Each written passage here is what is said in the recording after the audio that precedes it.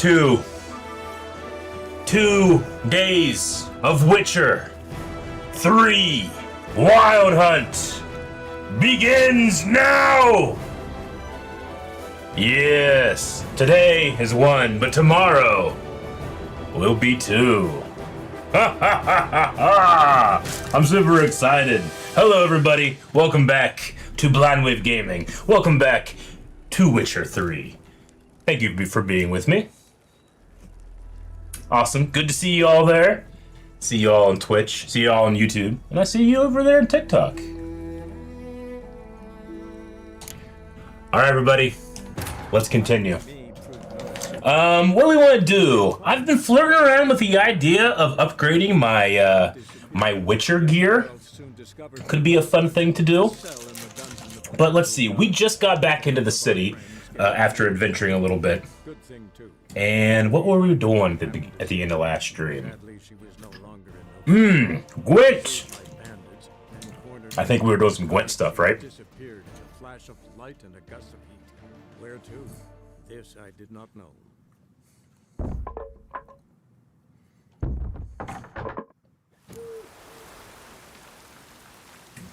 Yes, we spoke to Zoltan. Bring the card and Zed's ledger to Zoltan. That's right, we ended right here, and we're going to speak with him right now. Let's get right back into it, everybody. 2 Days of Witcher starts now.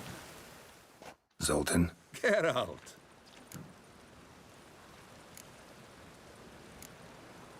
About those cards. You got them? Got the Isengrim card. Show it here. Ha! They say elves are beautiful. Zed give you much trouble? Zed's dead.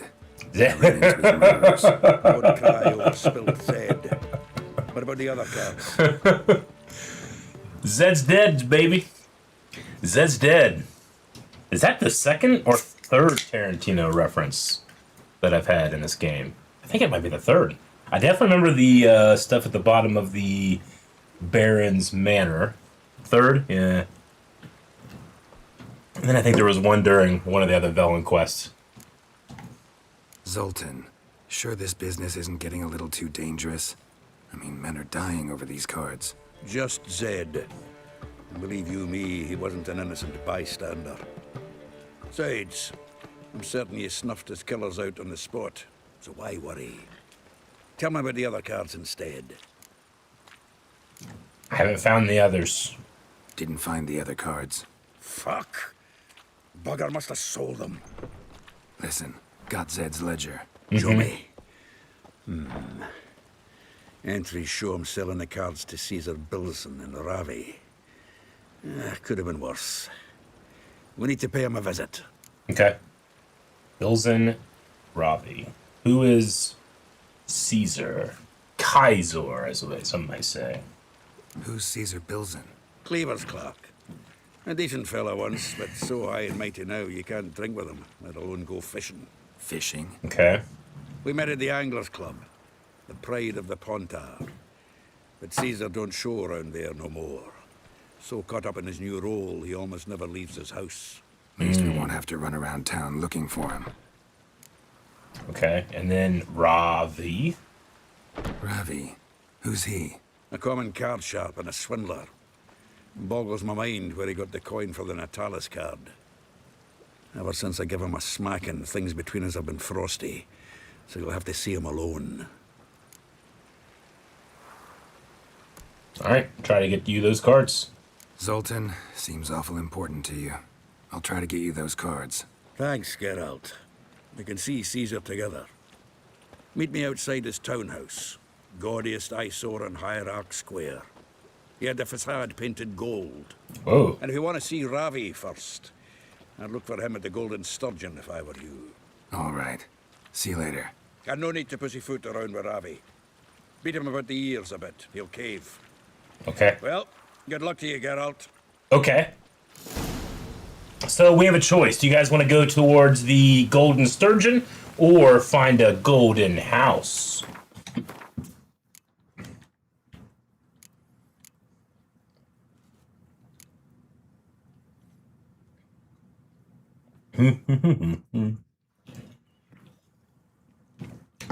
Maybe take this stream to finish out Novigrad, then tomorrow start with heading to Skellige. That could be pretty cool. That could be pretty cool.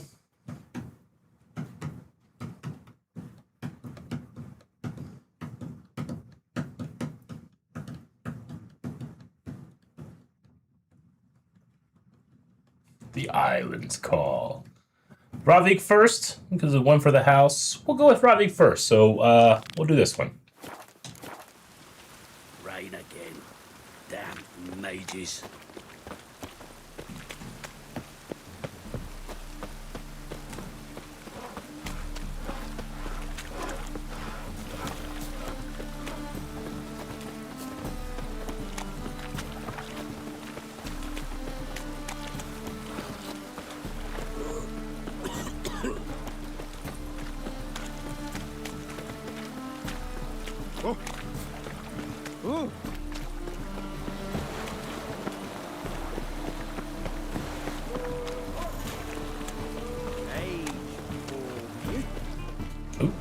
There we go.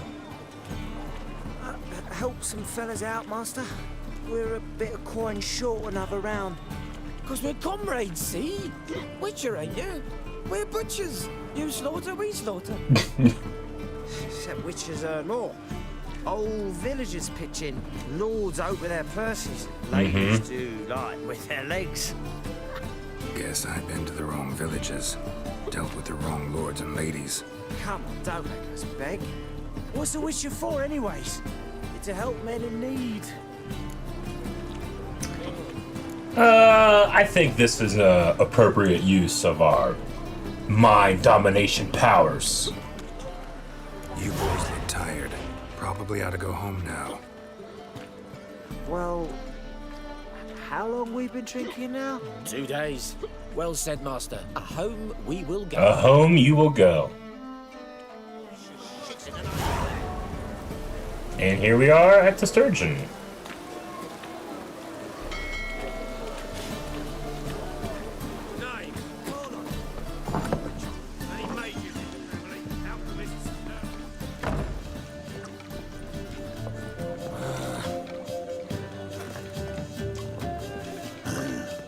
Mustn't think like that. Bored or something. Boring as fucking. I think we go down.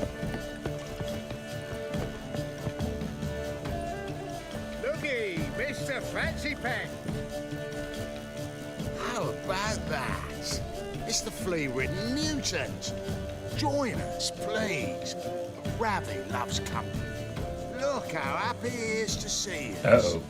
You happy, Ravvy? They got knives Sure, he'd on. be happier if you stopped digging the point of that dagger in his back.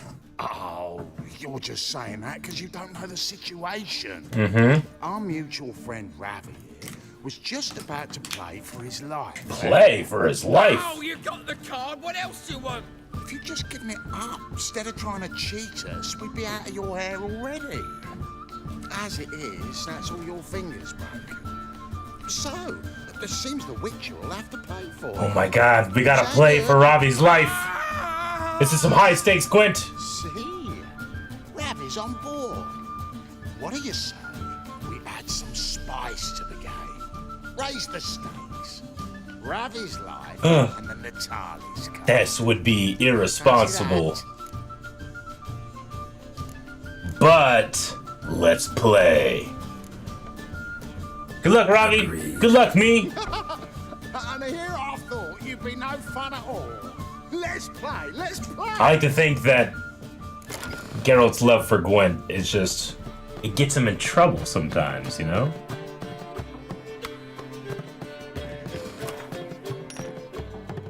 Nilfgaardian Empire. Okay, not bad, not bad. Don't need, maybe any of these today. That's not bad.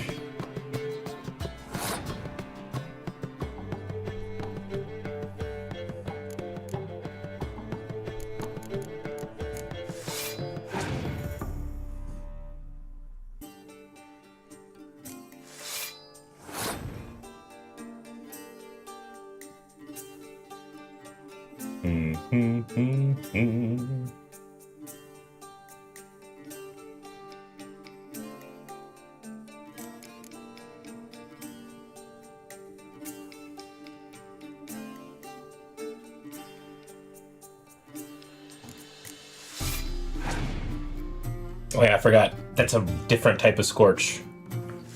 They fucked me. I'm playing for Ravvy's life, and I just did that so poorly. However, I could have done it on purpose, so that when I bring out the medic brings out the dragon. Re-fucking them! Uno reverse!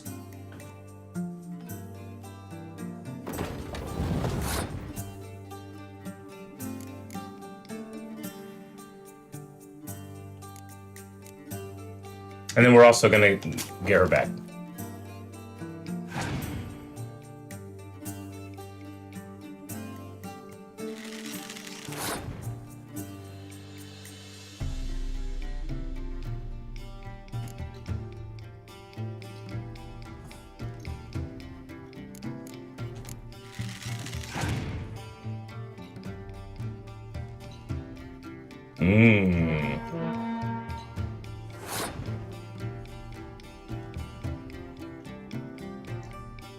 I can save mine.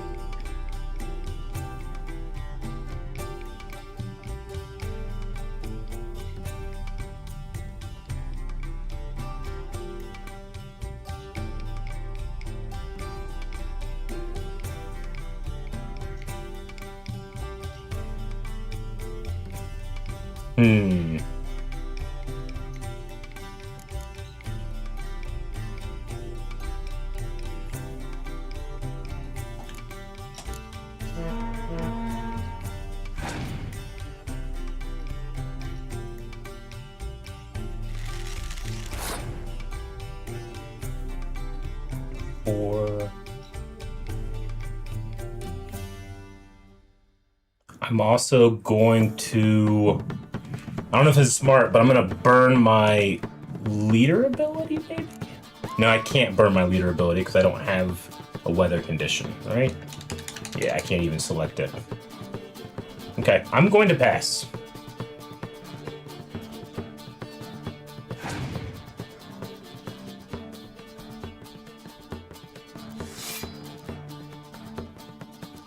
They're panicking for. There's nothing they can do here. Oh, what? They brought out a spy finally.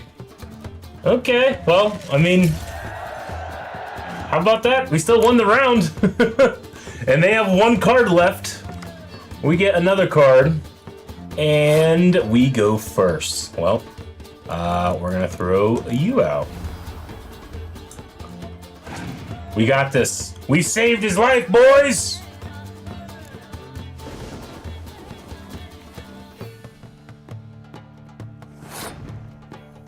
Sad. But just to not rain on their parade more, we'll clear it up real quick.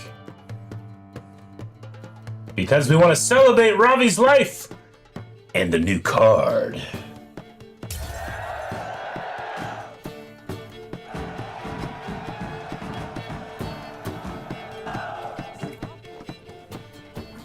Yes!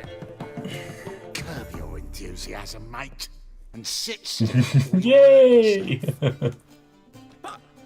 But he won! Yep. So, now we'll play something else. Oh, well now I won't feel bad at all. Come on, come closer. And all the bad ideas you've had challenged me to this fight was the second worst. The first one was Gwent. Don't know how I'll repay you. Natala's card will do just fine. Oh, yeah. Maybe you prefer some other? Got a whole array you might like. I'm in a hurry. The Natalis card, of course. Here.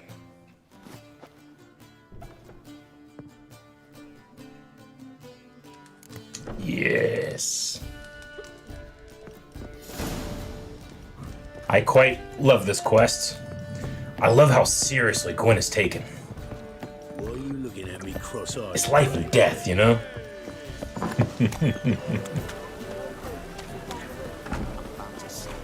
Alright, we gotta meet up with Zoltan, and we gotta find a gold house. The most gaudy of houses. And we have to find it. Church of the Eternal Fire, tower is up there. This is gonna put us close to the market. We have the bank here. There's, that's Hanzo over there. If I remember correctly, over here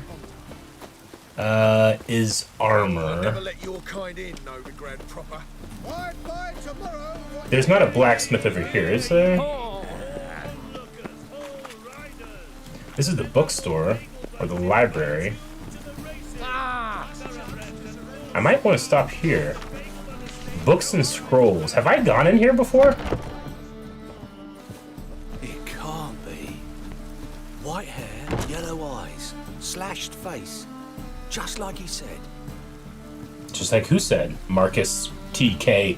Hogston? The fishman.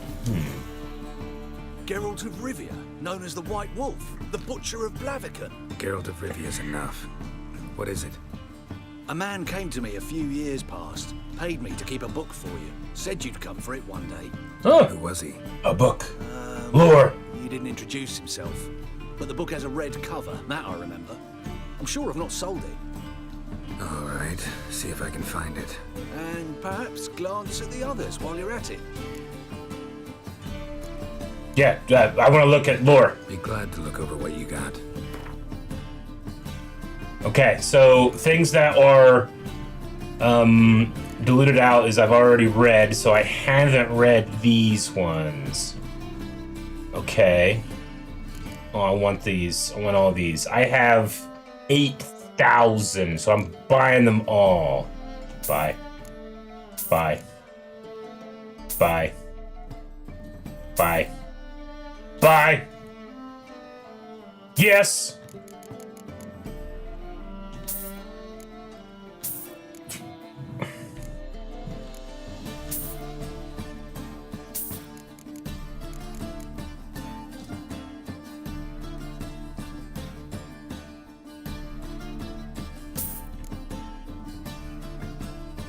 Necronomicon book.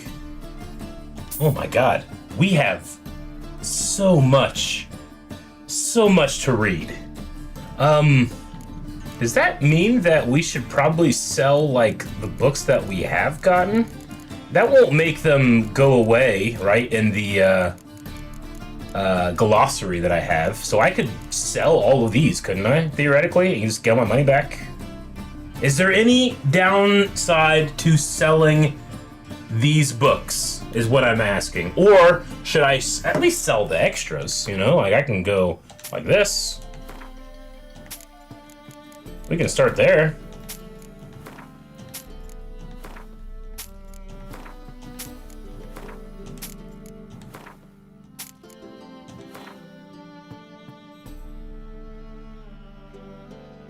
Keep one.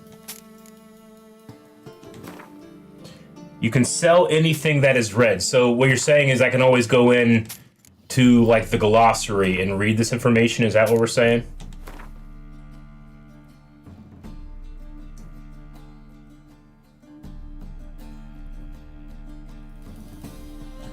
I think I'm gonna just thematically, just because of how I usually would do things, I am going to sell all but one, because I'm a maniac and would like to have a complete collection in my inventory.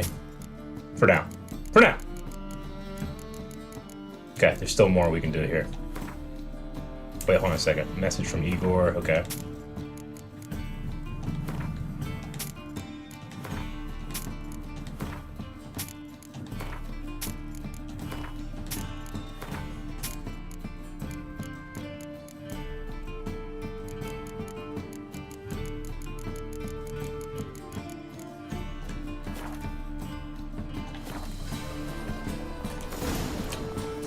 I'm sorry, everybody, but we're gonna be doing some reading right now. We have 2 streams. I don't feel bad at all about doing some reading. What should I sell scrolls to? Maybe I should do that. Let's see. Fauna of the Northern Realms, Volume 1. What a wolf is, every man knows. Who hadn't heard them howl at nights or seen the tracks in the snow come morning. Who hasn't felt the cold chill run down his spine when he catches sight of a pack of 5 of them hunting in the woods. These beautiful animals are treated by men as enemies, and not without reason, for they attack our flocks and will kill our horses during times of deep frost. Yet they are noble beasts, endowed with great intelligence, and displaying a strength and independence that no man can help but admire.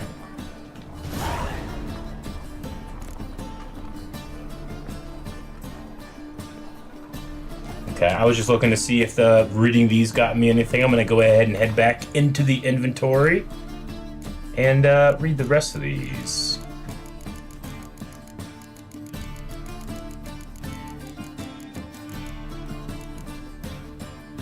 Alright, a few remarks on basilisk and cockroaches.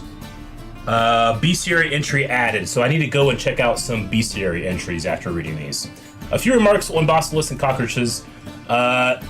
You've got such big eyes, Grandmum, asked the little girl with worry. Shriek, shriek, replied the basilisk. Grandmum, why do you say shriek, shriek? Added the little girl with surprise. The basilisk didn't reply, but instead clamped his toothy, venomous maw over the curious little girl and swallowed her up. Luckily, a witcher by the name of Eskel was wandering these lands in search of a Zugul. Okay. The witcher was experienced, and so knew that basilisks only turned people to stone in fairy tales. He also knew it was best to avoid their venom. Eskel noticed the monster had recently eaten, and before anyone could say, ready, set, go, he threw himself at the beast and cut it open with his silver sword. The basilisk's stomach opened up, and the witcher saw the half-digested, foolish little girl inside. Eskel, okay. Kind of a version of the Red Riding Hood? Ooh, gotcha.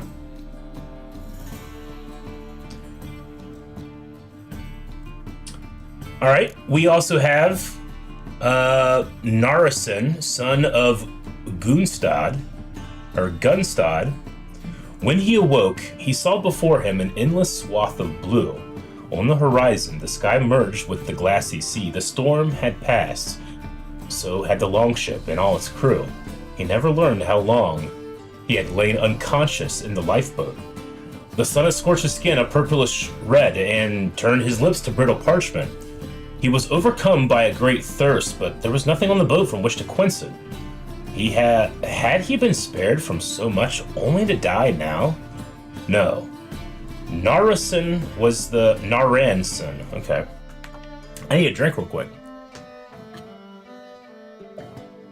We briefly saw Eskel and Kier Morhen at the start of the game. Was he was training, right?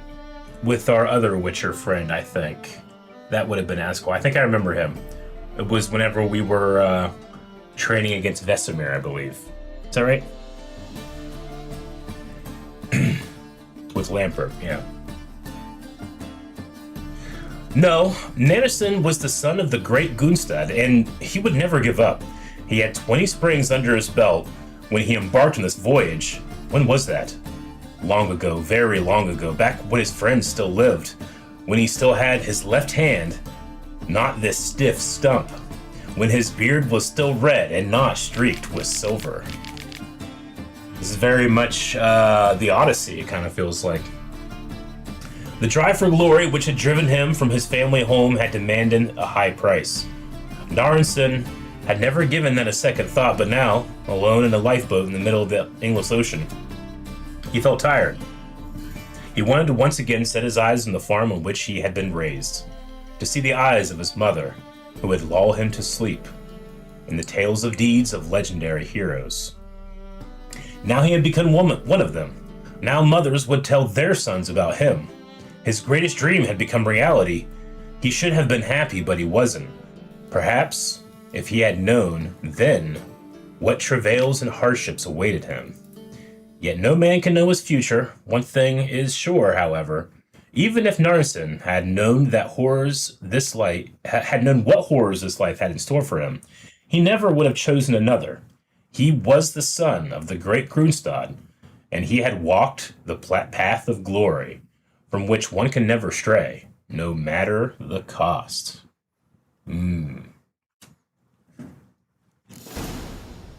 More added bestiaries. A golem or man's most faithful servant. Despite what you may have heard, the first golem was created not by a powerful mage or an elven sage, but by a simple dwarf from Maribor named Bonaventura Sesto, a brick maker. The fateful act of creation took place over a century ago when the persecution of non-humans was in full swing in Maribor. Elves and dwarves had been accused of bringing an epidemic to the city, though it was later discovered the outbreak had been caused by a man named Mathio, a barkeep's dog's body at the Golden Goose Inn. What is a dog's body? Dog's body. I can't even begin to guess what that is, like what role that is in.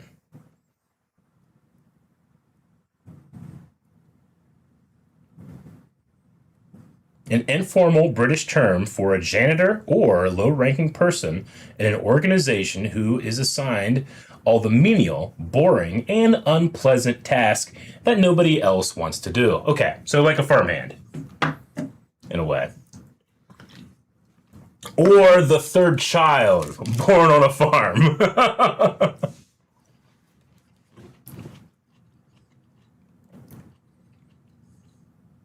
Okay, this Mathio was charged with both serving meals and cleaning the latrines, and would only wash his hands once a month, and not very thoroughly.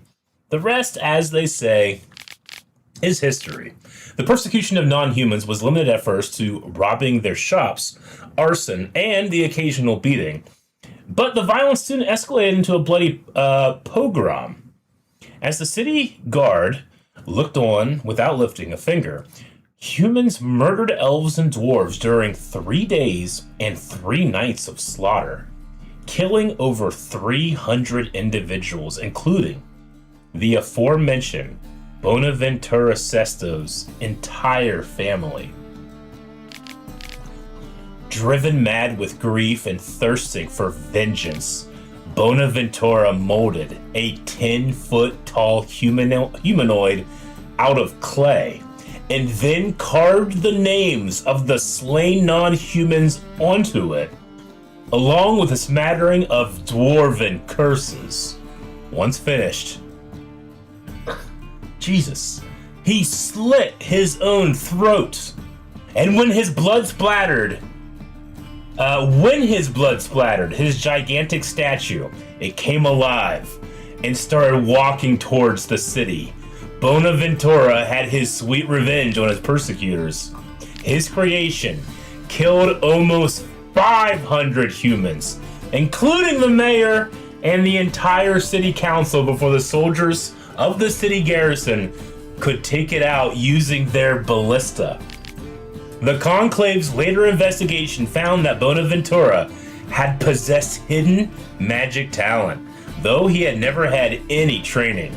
The torrent of powerful emotions running through him at the time of his death flushed out his latent powers and created from them a new spell.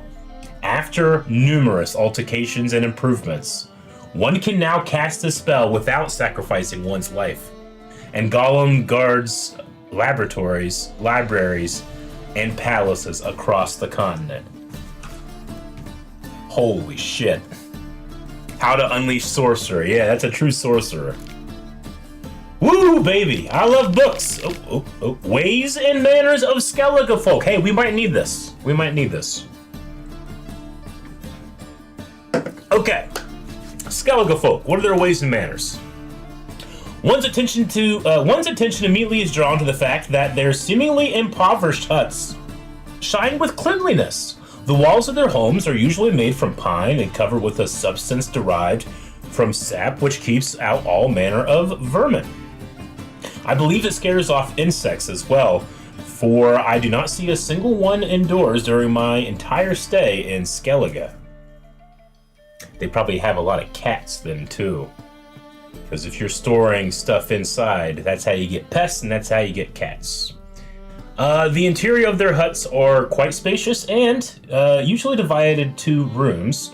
The first is used by the members of the household during the day and is separated by a doorway from the second, which acts as a bedroom and contains only simple wooden beds covered with linens that resemble sacks more than continental bedding. Okay, in the middle of each main chamber stands a large round table around which the members of the household gather to eat only once a day. This usually happens just after dusk, the time for their main meal. This supper is a hallowed event and is carried out in a nearly ritualistic manner. At its start, before the family members have taken their seats around the table, the eldest of the family tears off a piece of bread and places it on something of a household altar, which occupies a place of honor in each Skellige home. This serves as a symbol of respect for deceased ancestors. And at the end of the ceremony for the departed, the entire family sits down to eat. The eldest woman places a steaming bowl in the middle of the table. Everyone has their own spoon, which they dip one by one into the basin of food. They most often eat porridge, over which they pour a gravy made from meat or fish. Curiously, immediately upon the supper's conclusion, the elder takes the piece of bread set aside at the start of the meal and places it in a large amphora. As I later learned, when an amphora becomes full, it is filled with boiling water and a beverage is brewed, which in taste somewhat resembles beer, though it is much weaker. Okay. We're learning. What a great family tradition they have. All right. The little peasant who confounded his lord. Well, what do you want? Grumbled the page, looking at Reuben's shirt, which was I started in the middle. I'm sorry. Winter was on its way, and the lord once again started to think about what to do to oppress his people even more. One morning, at the crack of the crockle's crow, he rode out into the village and carried by. He rode out into the village in a carriage pulled by two black horses, with his trusted page at his side to act as his scribe. The earth was sodden and a cruel mud covered the roads, so the lord, not wanting to dirty his shiny new boots, stayed in his carriage and sent his page to do his bidding. When they arrived at the village, the page dismounted from the carriage, a paper covered in thick ink clutched in his hands. He nailed the paper to the first hut he saw, and since he did it with a hammer, a peasant boy named Reuben soon opened the door to see what was the matter. The boy was 12 years of age and had straw-colored shock of cow-licked hair and a freckled face with ruddy cheeks. Well, what do you want? Grumbled the page, looking up at Reuben's shirt, which was covered in the same filth as everything else in the village. Well, nothing, rightly, Reuben shrugged. Thing is, sir, this here's me home. Then get inside it. The boy wasn't scared, and instead stood on his doorstep looking at the piece of paper. So what's this, sir? A letter? The boy asked. Read it and find out for yourself, the scribe said, growing angrier, though Reuben didn't seem to notice. Fear I can't, sir. Don't know how.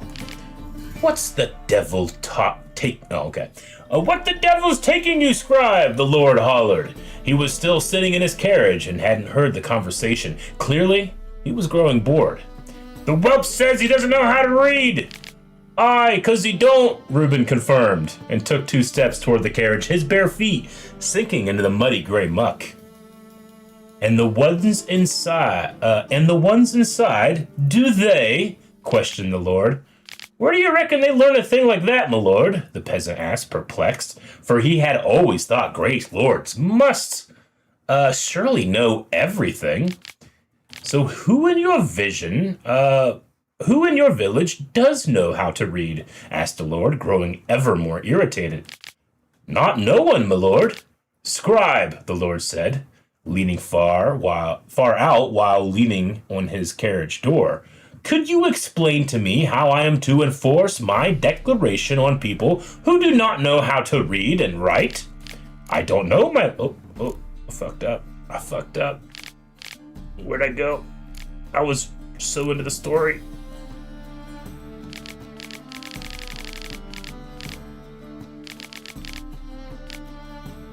Don't know, my lord, the scribe said, taking a step back, as if he expected the Lord to jump out of his carriage and assault him. The fault was not his, but the Lord was in the habit of beating his scribe when he grew angry, no matter the cause. The little peasant who confounded his lord. Okay, and then we have the Wild Hunt. Ooh.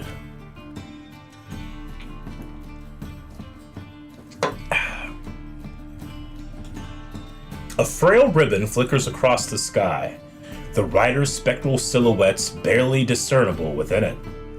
Then the cavalcade contorts closer and closer, revealing more and more of their ghastly form. Now the buffalo horns atop their helms penetrate one's view, now the crest betwixt them, and now the skull-like face exposed beneath their visors. The riders sit astride skeletal mounts, bits of barding stuck to their sides like boils. A furious gale howls through the windows. Their blades now glisten like unfailing stars in the black sky.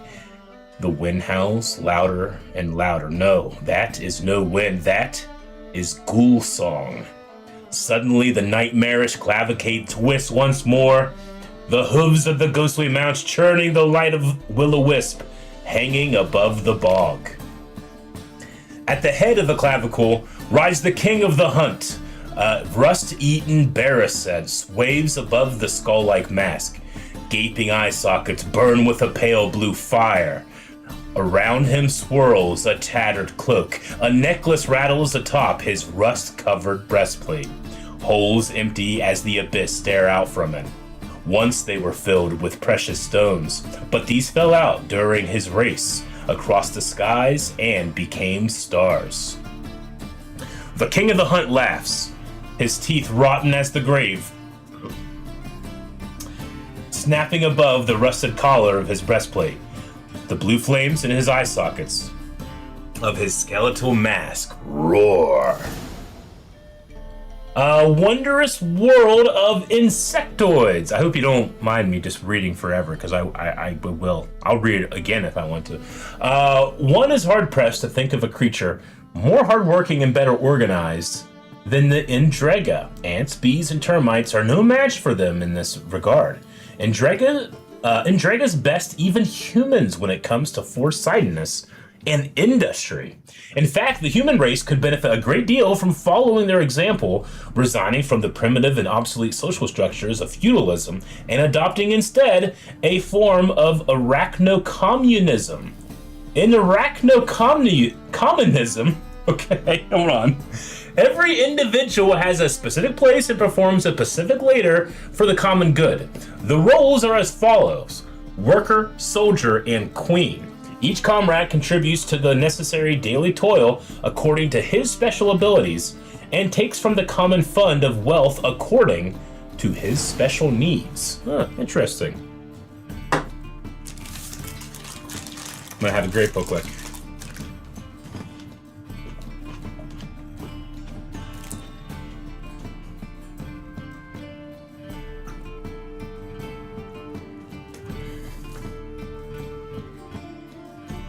Alright, the world underground.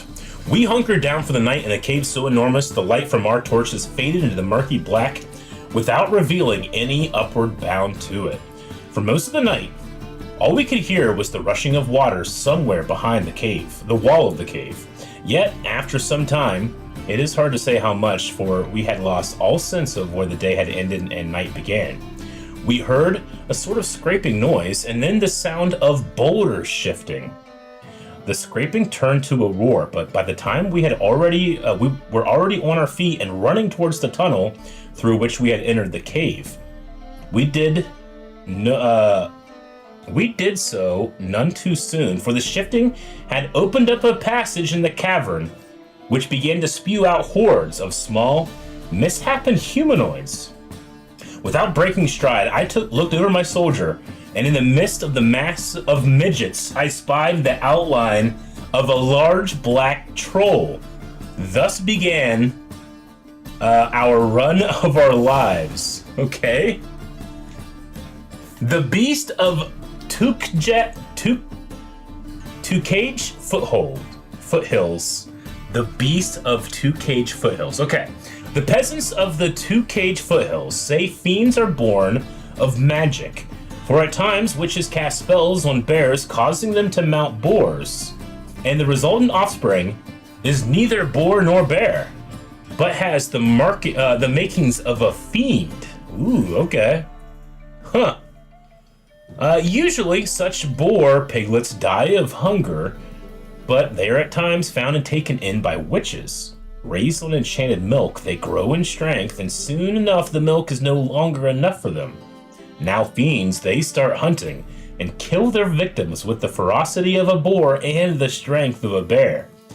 Yet they remain ever true to their mothers, meaning the witches. The witches protect them from danger, answer their every summons, and aid them in all things. So this is why we fought that fiend in the little village in the bog, right? That means that fiend would have been raised by the crones. Ghouls and Alghouls. As for the genesis of ghouls, there are hypotheses aplenty. Some scholars claim these monstrosities arose from scoundrels who indulged in the taste for human flesh, and for this misdeed, drew the wrath of the heavens down upon themselves. The gods punished them by taking away their souls, their minds, and their human forms. My experiments have shown, however, that ghoul anatomy displays far too little in common with that of humans for this thesis to seem at all probable. Any and all similarity in appearance between ghouls and men, such as their somewhat kindred shapes and the measures of their physiognomies, I can't say it, are pure matters of incidental circumstance. It is thus follows that ghouls, like their vile cousins, the Alghouls, are post-conjunction creatures. That is to say, such beings as came to our universe in the abrupt cataclysm, disrupting the normal laws of nature. So ghouls and Alghouls are not dead bodies or cursed spirits. They're just weird animals. The Necronomicon. To think that man appeared on an empty world and gained mastery of it unchallenged is as foolish as thinking the world will cease to exist after man's passing. Before the first human set foot in our world, it was inhabited by beings superior to men in terms of wisdom, strength, and every other virtue. The beings I have in mind still exist in our present time, though they do not exist in a sphere available to human understanding. They occupy no dimension known to us, where they can live, best be described as a space between worlds. At times, one can sense their presence through a sudden unknown scent or a strange feeling of anxiety with no apparent cause. A wind which blows in several directions at once is another example of their subtle manifestation in our realm. There exist various imaginings of what these creatures might look like, yet these have nothing to do with reality, for man is incapable of conceiving something which he has not seen, even in his wildest nightmares. The greatest horror these beings bring, comes precisely from their indefinedness and lack of concrete form. Yet it would be a mistake to think that a formless creature is necessarily harmless. The power they possess is sufficient to lay waste to a forest, level a city, or whip an entire sea into froth and waves. Today, man is master of the world, but for a short while. They await patiently and will soon rise and regain their one-time glory. This is as certain as dawn follows dusk, and dusk then follows again soon after, to drown everything once more in darkness. The Necronomicon. Okay, so the original inhabitants of the world, this book is claiming, is some type of interdimensional being of great power.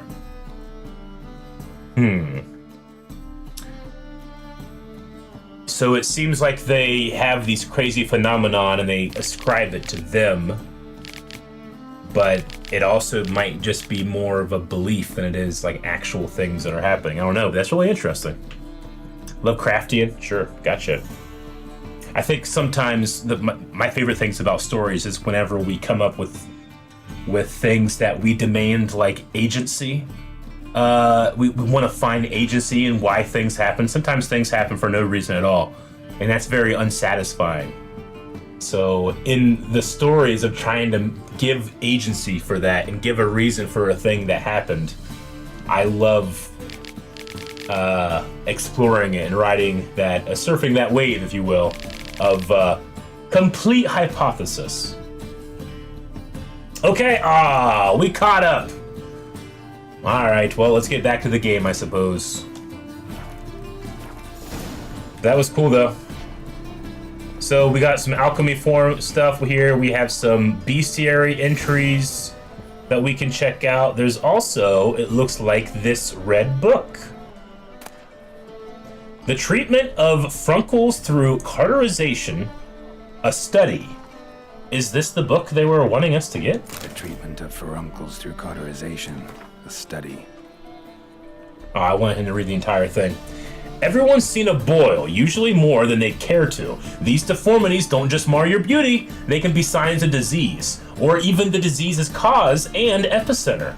If your lungs wheeze and your heart flutters, or if you're just sick of pustules, you can carve them off and be free of this ill for good. When you go to carve off a boil, use a sharp knife which you had a dog lick thoroughly beforehand, for a dog's tongue works wonders in healing wounds. You gotta be brave as you go about it, slicing as confidently and steadily as if carving off a hunk of cheese. Then quickly cauterize the resultant wound using a red-hot poker. Don't pay any mind to screams and tears.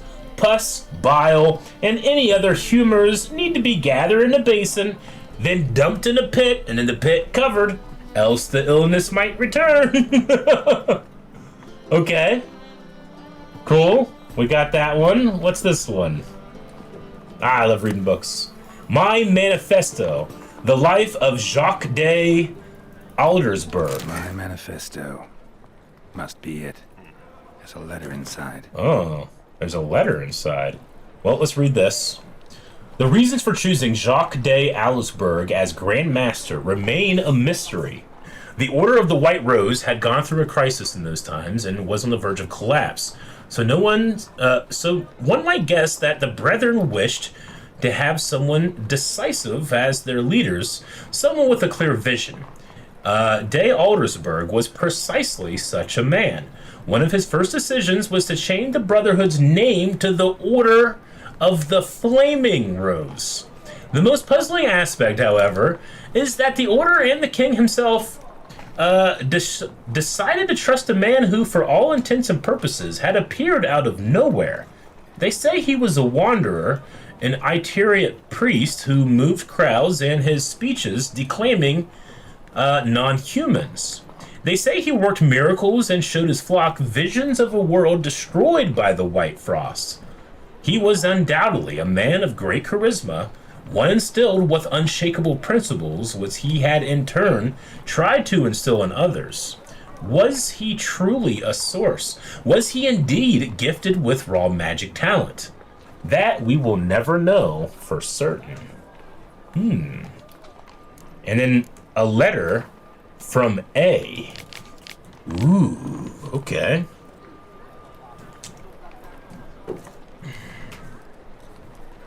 Witcher. In the ocean of possibility, some events are more likely, and some less. It is not easy to fish out the first, not even when one's intellect stretches through all time and space. I left this letter for you in the hopes that, despite all odds, you will come across it one day. For I must warn you, mankind is threatened. The prophesied destruction by the White Frost is not just the bubbling of some mad she-elf. Perhaps I will have the opportunity to convince you of this in person. If not, I must rely on this letter, for you will read many years from now, which you will read many years from now, at a time when you know more than you did when we first met. Know that nothing will save the world except preparing its entire population for this catastrophe. The old tales say a child of the elder blood can stave off the danger, but I tried and failed.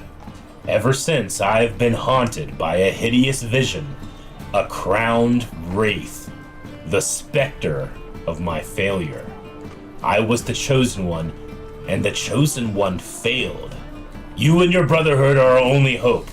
When the time of the wolf's blizzard comes, men shall perish, and only the Ubermen will survive.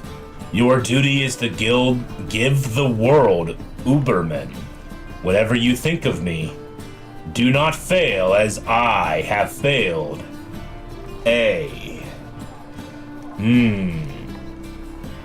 Okay, so someone from Geralt's past giving a forewarning for the White Frost, which we just kind of read a little bit about too. Obviously, the child of the Elder Blood could be Ciri that helps stave it off. And the Crowned Wraith could be the king of the Wild Hunt. We're learning a lot here. Ubermen. I'm guessing like Uber, like super. The Supermen. Your duty is to give the world Ubermen. What does that mean?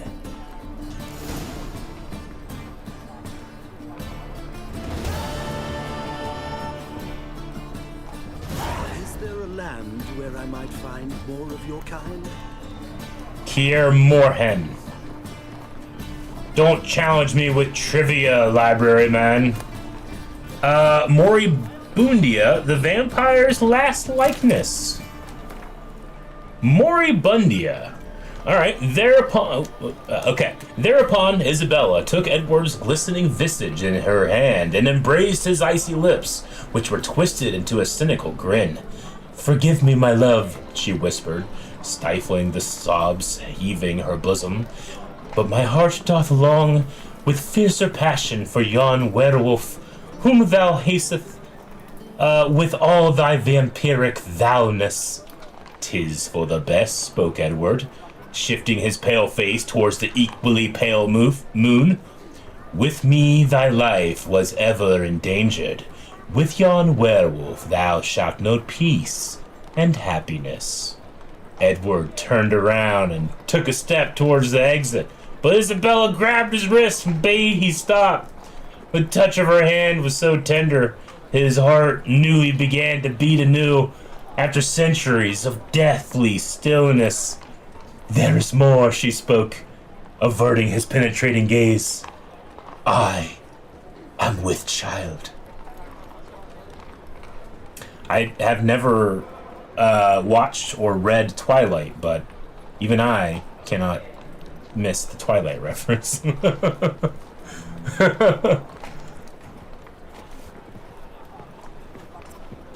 And this one, Tyromancy, or the noble art of cheese divination. Yes!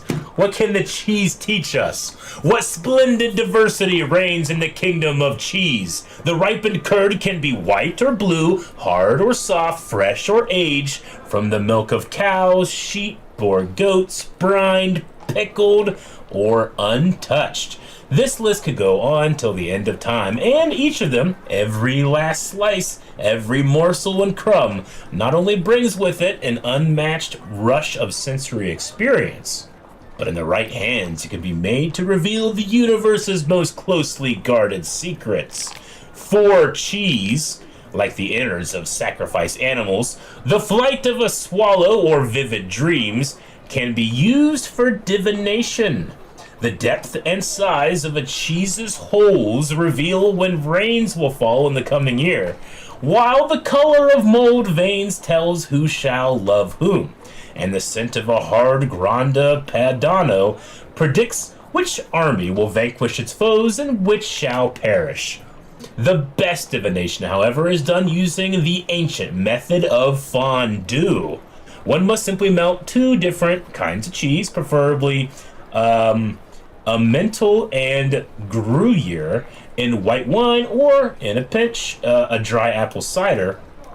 Then one must use a long stick to immerse a morsel of bread into the resultant thick, soupy mixture, all the while keeping in mind the question, what shall my child be like when he or she, as the case may be, grows? Then bring the cheese-covered morsel of bread up to a candle so that it casts its shadow on the wall, and the shape will provide a sure and easily understood answer for your query. Makes sense. Cheese divination. Makes perfect sense. Definitely not a waste of time. Definitely don't need to run peer-reviewed scientific research on it.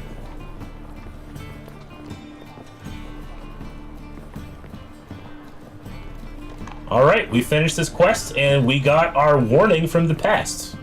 Interested in books? You don't look the scholar, but well, we've ones with drawings as well.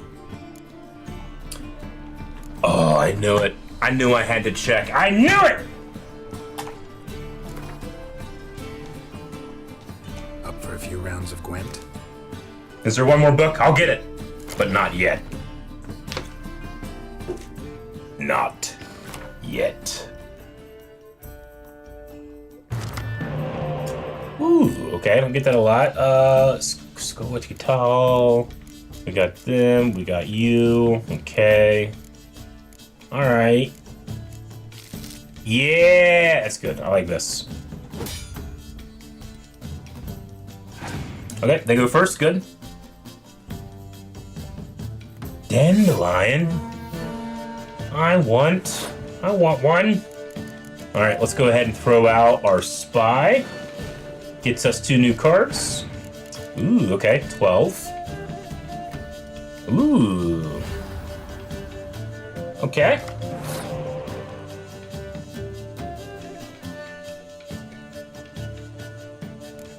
We will put out the spy as well. Gives us 2 new cards. The opponent passed, which, 20 might be hard to catch up to, but we can throw on this blizzard, which makes it easily won by our archer friend with 6. And we win the first round.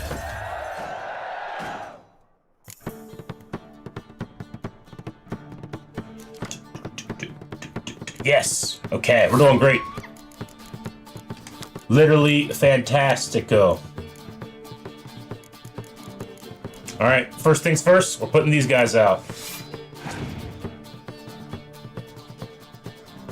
Have I not added the Dandelion card? I'll have to look.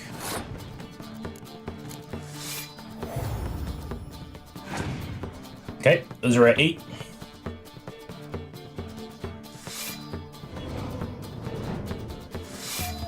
Okay, they're getting their musters out.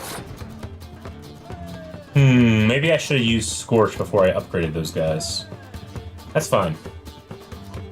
We can save it for an emergency next round if we need one. All right, let's push this. We have a card ahead. They're currently on 8. So let's go here.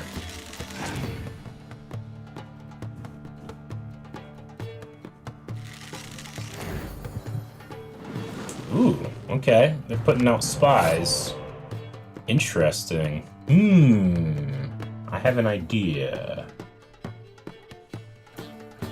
I'm at 26, they're at 20. They have 9 cards now. Let's do this. We're gonna throw you out and put you out there. That puts us up to 36. They, bringing out big boys and taking out those guys.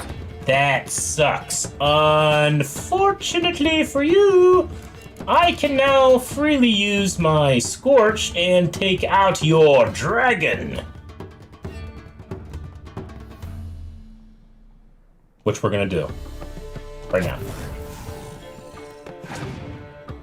Okay, it's now tied up, 20-20. They use Commander's Horn to bring it up to 40, which is pretty good. Pretty good, I gotta say. We have 2 medics on the field, which can bring these 2 boys back if we want to. We can't bring back you. There's a spy here, so if we push to the next round, we can bring that spy back. If we want to with a medic.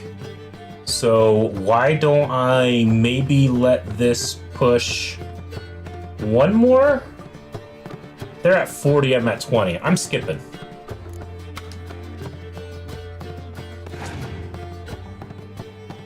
So now it's 1-1.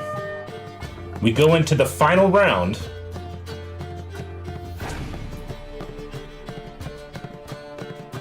They're bringing out Yennefer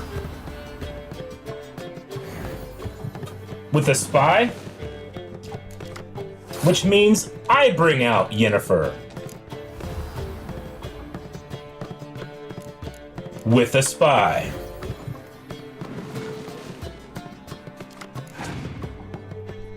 Ooh, we got another one of these guys. We can do that then. Ooh, what was this? Commander's Horn on that? Okay, that's fine. Yeah, if that's the case, we'll hold off. We might do that last then. Okay, let's put you out there.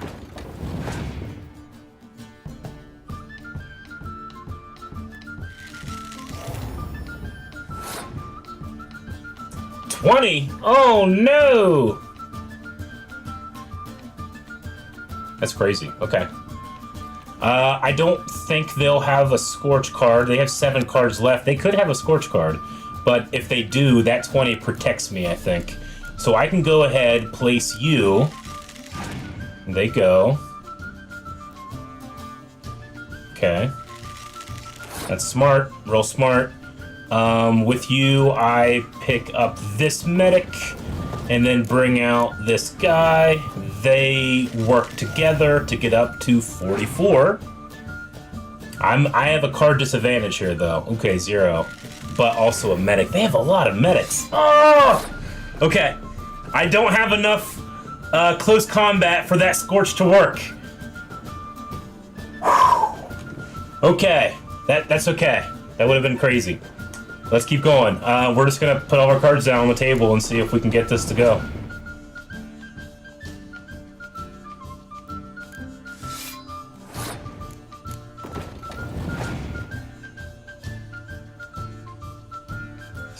Another medic. I don't think they have any more cards to bring out. We don't have enough. Nah, no, they beat us. And this is the last game. I can't possibly catch up. Damn. Opponent won. We got a challenge again. Marcus Hogston is good. Ah, you're back. Play cards. Bet 10 again. Up for a few rounds of Gwent? Librarian came to play? Yeah, I'd say so.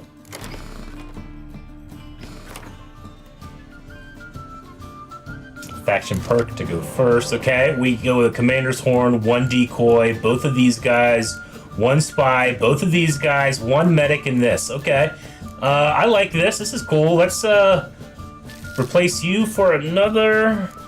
Hold on. 1, 2 with spies and medics. I think we can do this. I think we might have enough interesting stuff to do here. Let's try it. Opponent's turn is playing Roach. Good girl, Roach. I'll play my spy. I get the Scorch Dragon. They Commander's Horn, nothing. Right now, nothing.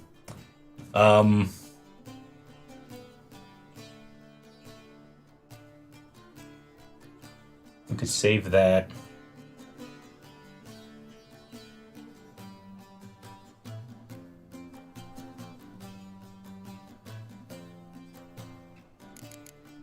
You.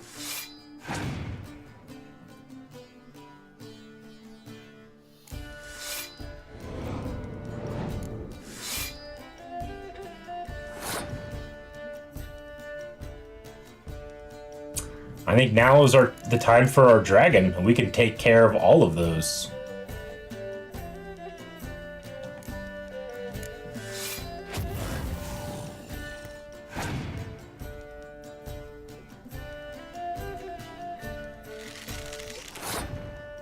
Made a 12, yeah, okay.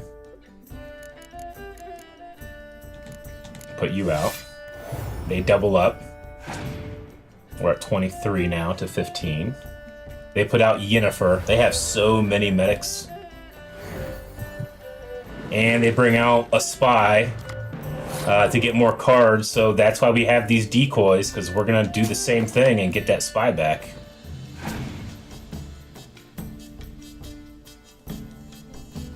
Okay. Crazy. And that didn't muster? Okay. Alright, so we'll play this again. Get 2 more cards. Cool, okay. They play Biting Frost on me.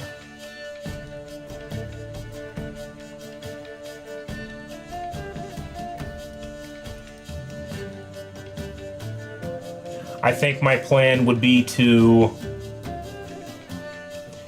probably use the Commander's Horn and then take away the Frost. I think is what I would do to get my points back up. So if I use the Commander's Horn here, even though the Frost is still up, it's only going to show 10. The opponent might skip. The opponent skips. So then I use my leader ability to get rid of the weather, bringing me back out to 46 over their 32. And I win. Okay, next round. And we're pretty stacked here. And we get another Commander's Horn. Okay, it's our turn. We're gonna go ahead and start out with Roche.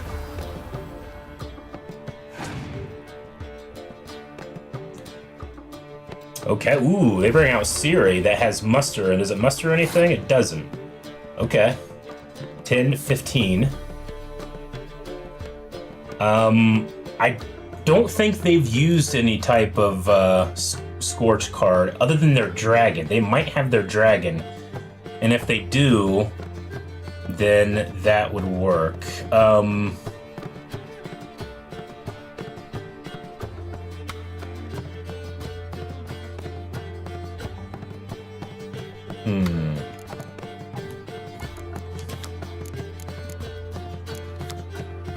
Okay, I can't do that yet, but I should do that sometime.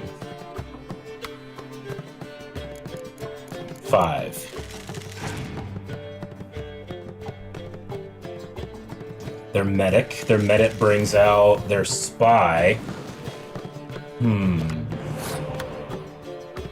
Do I want to decoy that spy to get more for me? If I do, I use 1 less of my medic, which the medic can bring out the dragon, and that's pretty much the only one I really need. So I might not need that right now. Okay. We're gonna decoy the spy.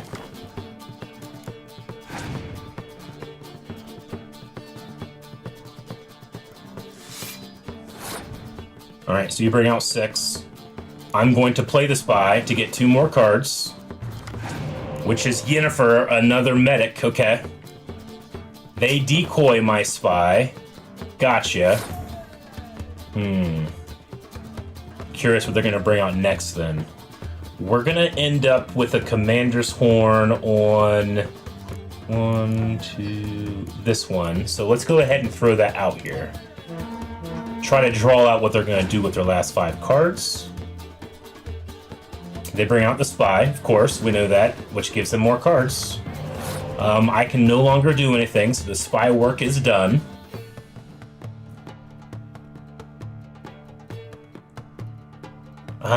The dragon, that'll mess up the dragon thing, I understand that. So we have to see if they're going to bring out something that will get stronger than 10 before we bring out the dragon. Or we just don't bring out the dragon. So we can also put that. So let's go ahead and put this here.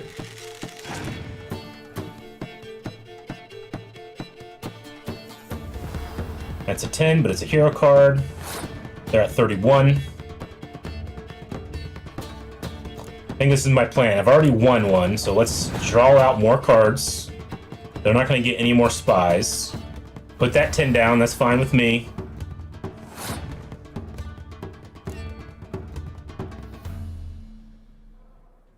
So I'm going to go ahead and put this down. That brings it up to 73. The opponent's at 41. They're going to do what they can to get caught up. That does a plus. What I'm going to do, because I have 2 medics left, I could just use the blizzard, but that'll mess with my own thing. If I have 2 medics left, I should be able to bring in this guy and anybody else from my team if I want to in the final round. Dragon isn't affected by your high cards. Yes, okay.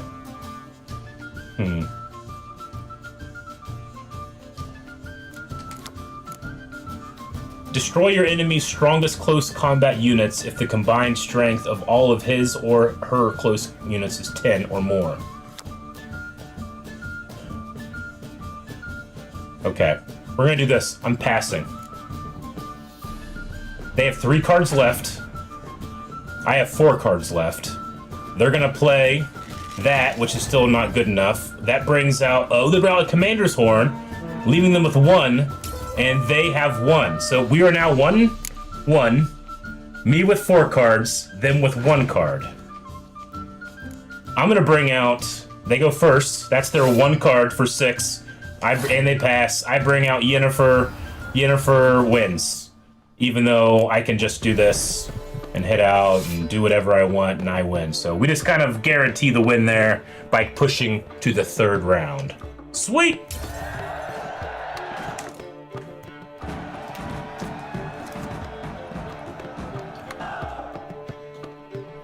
All right, Marcus, you were a good opponent, man. Let's see. Yes, there's a book right here. The Merry Adventures of Muriel the Lovely Harlot, Illustrated Edition. On one occasion, Muriel went on a journey to see her auntie in Maribor, accompanied by her nursemaid. Their path took them through a forest, and in this forest lived a raucous troop of bandits. This infamous group was led by Flynn Selms, and all the king's men had been unable to bring them to justice. Alas, such was Muriel's great misfortune that these bandits chose to attack her carriage. Muriel's nursemaid was old, blind, and deaf. She did not wake when a tree fell in front of their carriage with a loud thud, nor when the bandits fought a fierce battle against their guardsmen. When Flynn ripped open the carriage door with his muscular arms and stepped inside, Muriel had to deal with the danger herself. "Make our guest comfortable, young lady," the old nursemaid muttered in her sleep. Muriel obediently carried out her instructions. Okay, well, That's just a porno. Kind of, I guess, right? Because it's an illustrated edition? And a little dark. Okay, I think we're good with this quest. We were on another quest that we need to catch back up to.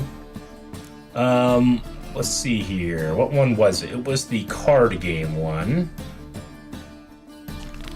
We're looking for a gold house. That was a fun detour, though. I'm sorry that was, like, a really long time. Well, here's Zoltan. Oh, is this the gaudy gold? Okay, I can kind of see it. Yeah, no other houses are that color, huh? You're here with the circus, yes? Do you think it becoming to disturb a lady? Ah, you're here. How'd you make out with Ravvy? Got the Natalis card. Excellent. Now we've just Caesar Bilzen to fleece, and we'll be home free. We'll do this. I'll chat him up while you sneak upstairs and search his cabinet of curiosities. Certainly keeps the cat there. Okay. Can't we just buy the card off him? Doesn't that sound simpler? If I had a coin to spare, I'd sod off to Provis. Besides, Caesar'd never sell Fringilla. But don't you worry. He won't lose out on the deal. Got a bottle of Mahakaman spirit for him. A taste of the motherland's finest is worth more to an expatriate than some silly card. Thought you said Caesar doesn't drink. No. I said it's hard to have a drink with him on account of his already leaving home. Also why he's like to get pished as a priestess real quick. 3 rounds and you could walk out with everything in that cabinet while singing the 3 maids of Vigo Varo at the top of your lungs. So he's an alcoholic. What else is in the cabinet? So what's in this cabinet? Ah, no man knows.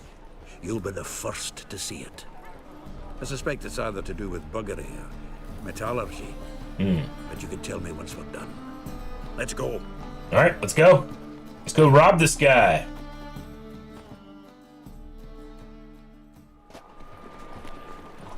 Shivi. Caesar Bilzen. I remember our quarrel about who's king of the Pontar. The Pike's king of the Pontar. Well, see, I've come to convince you it's the catfish. And I do not come empty-handed. Okay. Who's he? Oh, him! Oh, that's Geralt. Does Geralt fish? I use my crossbow, but I've never really seen any fish. But some of the monsters that I have are amphibious, so yes. Yeah, cast an earthworm the other day. Caught this huge perch. In the Pontar? You betcha! Can't listen to this hogwash sober. Come in! Alcoholic, yeah, okay. So what's the Xanders or eager biters if they taste like shite and soapy water? That's because you're about as good a cook as a goat's arse is a clarinet. Just recently, I took some fresh thyme. And it tasted like time-flavoured shite. Shut it. So, recently, I took this time. Geralt, care to chime in? How's Xander taste to you? Huh.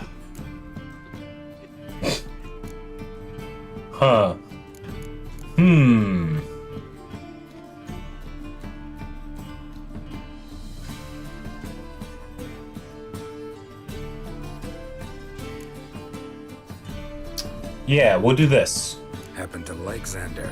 Cause you're a witcher! When you shoving them potions, shit's a delicacy to use. A witcher? Never mentioned he was a witcher. Bilzen, did you hear Vibo Matilda last cast a pea and caught a young pike? Ah, cocksuckers lying like always. Pontar Pike aren't so dim-witted to go after his rotten peas. You need live bait. Or night crawlers, though the pike aren't as eager. Either way. Once, dug up a crawly so fat and lovely I started drooling. Would have eaten it myself. I'm not so sure. Geralt, what do you and your pals use up at Kaer Morhen? I have to say it. Bombs. How's that? Jonathan, heard many jests lately. Though, true enough, that one wasn't very funny. Oh, come on. Geralt, go fetch us another bottle. Right. Can see the bottom of this one.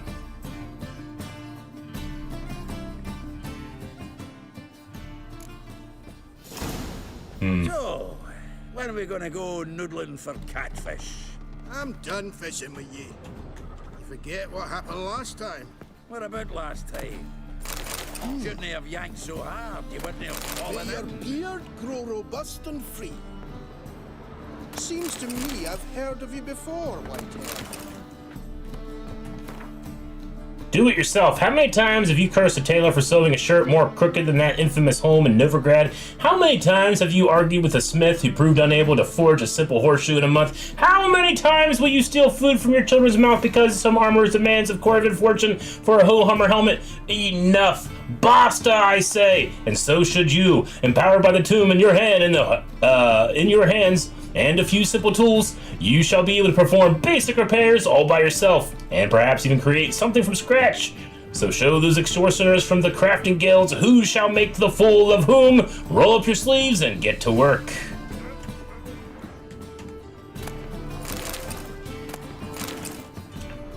I understand why he brought me along this mission. I can just walk by places and take shit right in front of you. Right in front of you. I read that one. I think I might have read the other one. Dwarven Spirit. Read that one. Ooh, examine. Knife looks like it's attached to the tabletop. Drawer's open. A triangular key in pure silver. Okay.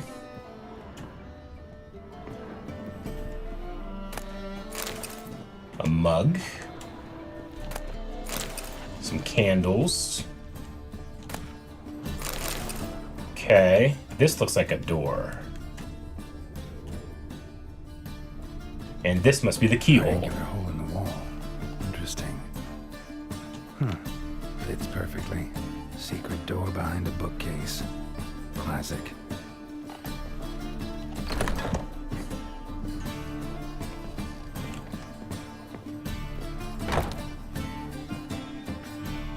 Whoa. Look at this place. Alright, we have a jade figurine in pure silver. Statuette of a man. It wasn't carved but produced using magic. Ought to ask Triss about it.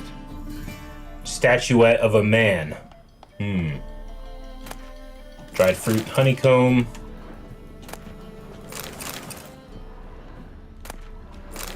So we did that one quest that brought a man back. What is this? Here's Fringilla. A dangerous game. Dining set from which Emperor Emir ate during his coronation ceremony. Wow. What a collection. Vatier de Rideau's dagger. Taking it. Rope with which Stefan Skellen was hanged. Rope with which Stefan Skellen was hanged.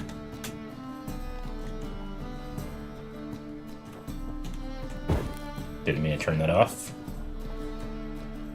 Joachim de Ved's skull. Pretty grim curiosity. Okay. Gold sapphire necklaces.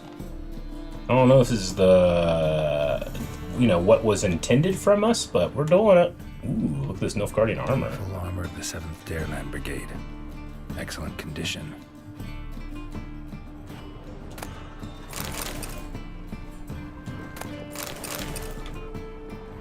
Emir. Portrait of Emperor Emir, temper on wood. Pretty flattering, I'd say. Okay, we got everything in the room. Dining set from which Emperor Mir ate during his coronation ceremony.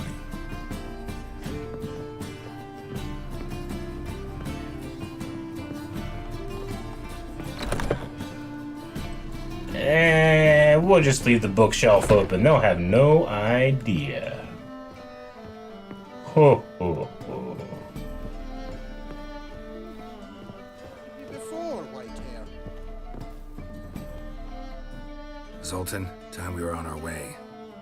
I suppose so. We did not bring back a drink. Wait now. Even already? Where's that bottle you went to fetch?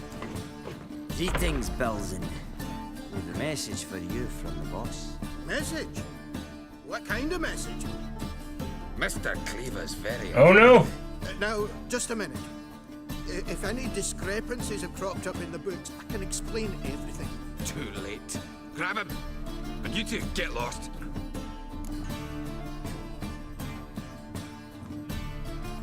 We just stole a decent amount from this guy. Let's help him out. Leave him alone.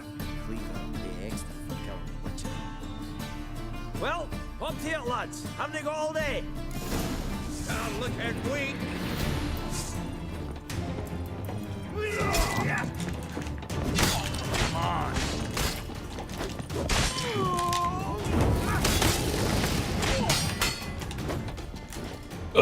Oh no! There's a hardy henchman. I hope my save wasn't too far back. Didn't have a whole lot of room to move around in that one.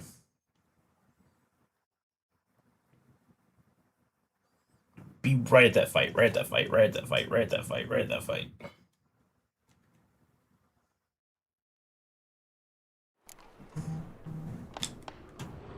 Okay.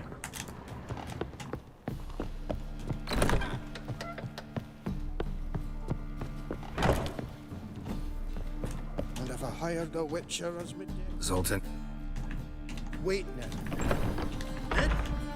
Now, Too late. leave it.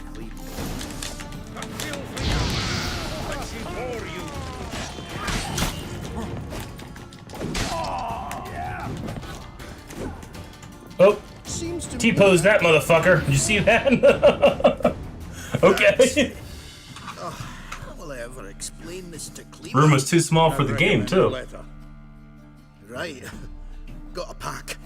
Good luck then. Farewell. Okay.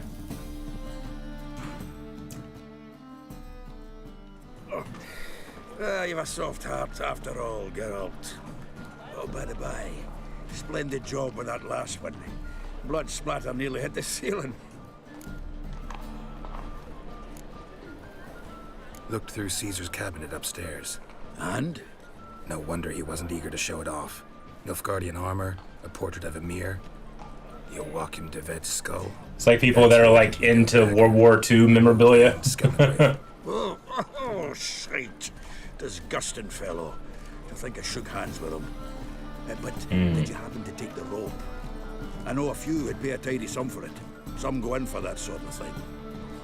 No. If you say so. Also found a figurine. Nilfgaardian soldier. Magic spell on it of some sort, but I can't tell what kind. Triss ought to know. Good idea. Take it by her house when I get a chance. So, got the full set of cards. What now? Now we collect a shite load of coin for them. Let's go. But I want to keep them.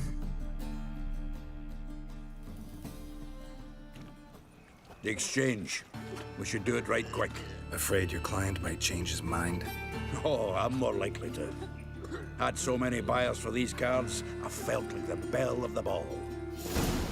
So the buyer, who is he? A friend of a friend.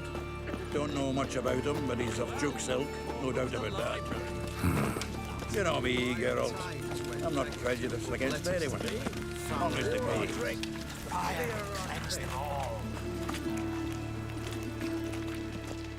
Oh, I can't wait to get the king of beggars out of my beard.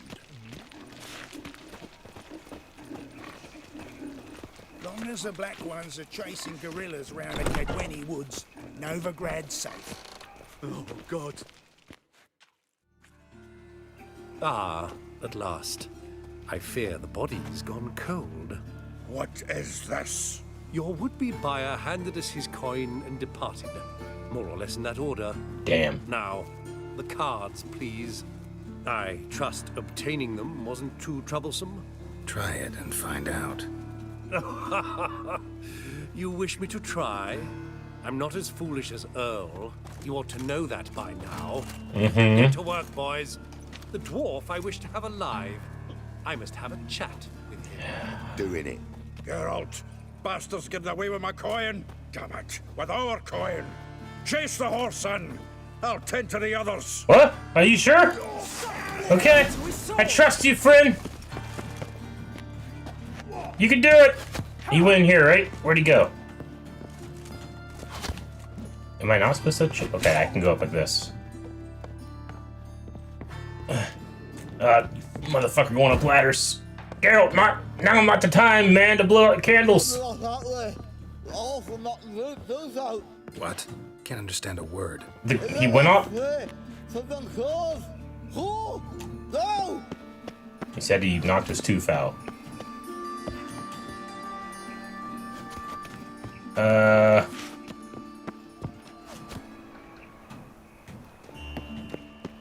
Where did he go? Is there something supposed to happen with this door? Because there's no fucking door. It just says locked. So he went this way. Can't get away, Duke. Might as well stop.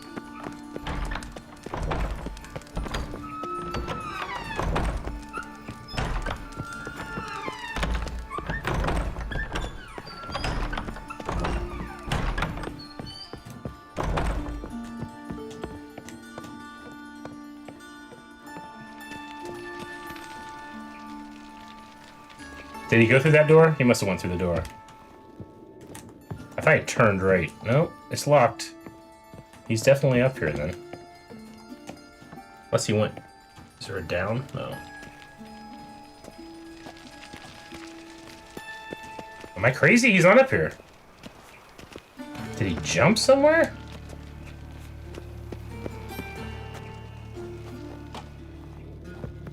Oh shit, he went down. That's what happened.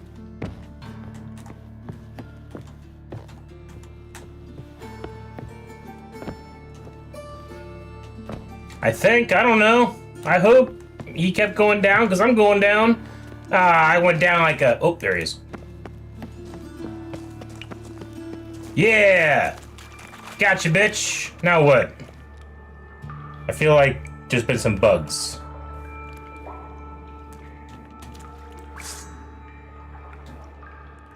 Feel like mistakes are being made. I'll just go this way and chase the Duke. But he's all the way back that way, but it's telling me to go this way. Is there something wrong?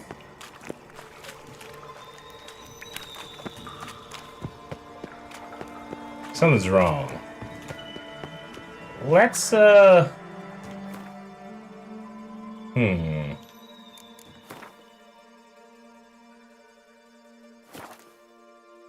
Doors are not dooring. Doors are not dooring.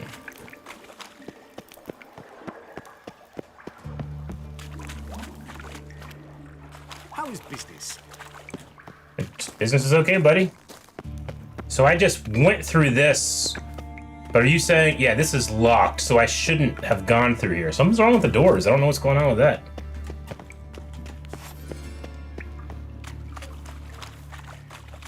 Oh, he's moving now. Ah!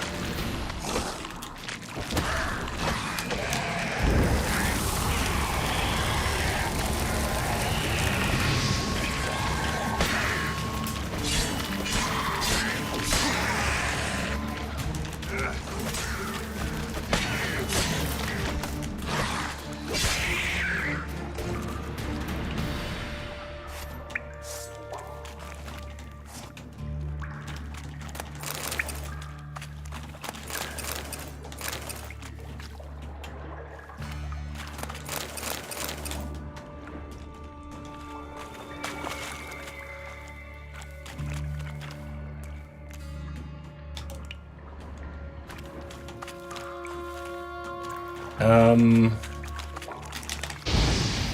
nope, nope, nope, not that, not that. This!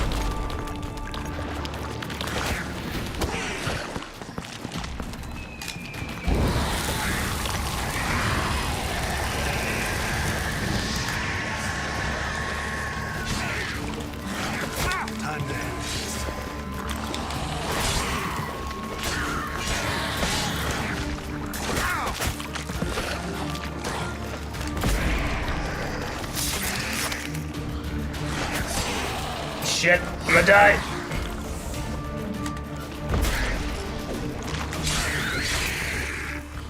Whew. Should not have taken that, but that's okay. Alright, we will slowly heal up. Let's loot these.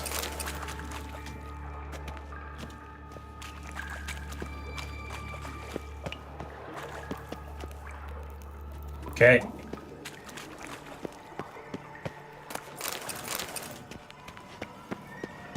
Oh, they got him.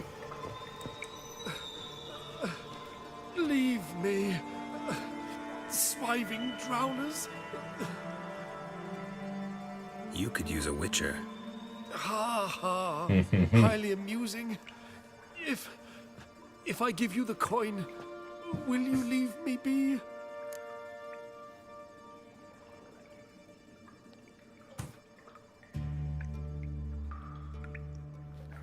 You killed my buyer, man. You're messing with Gwent. You don't respect the fucking game, you know? I should say no!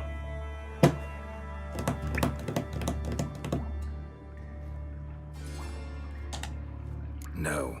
Rather make sure this was our last meeting. Respect the game. Gwent, So, take this serious. You get the coin? Yes.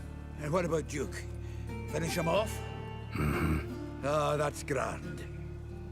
Well, Geralt, what's your preference? Coin or cards? I'd never have managed without you, so you choose. If you want gold, it's not a problem. I'll find another buyer. Yes, we get the cards. In a flash. I'll take the cards, please. Kinda curious how the cards might serve me. Excellent. I'll take the coin to the King of Beggars right away. Surprise the prick. Good luck, Zoltan. Thanks, Geralt. And remember, the catfish is the king of the Pontar. Oh, man, alright. What a quest. We should meditate soon.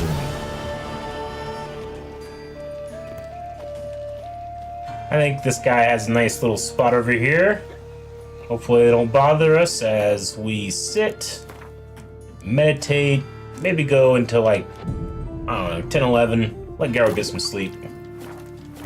And now we're back out, we're getting some health back, we're drinking some water, and we're gonna select our next quest. I also need to look at my deck.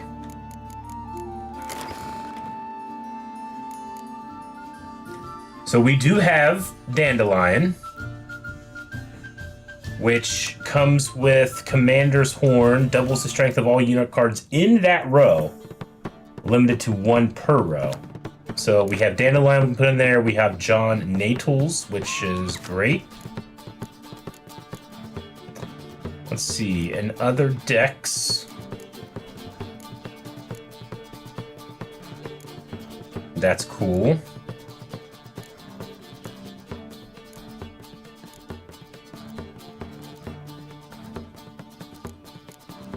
Monster decks getting rounded out here. And the Empire, which probably is our second most complete deck. Not complete, but robust, I should say. But nothing compared to Northern Realms.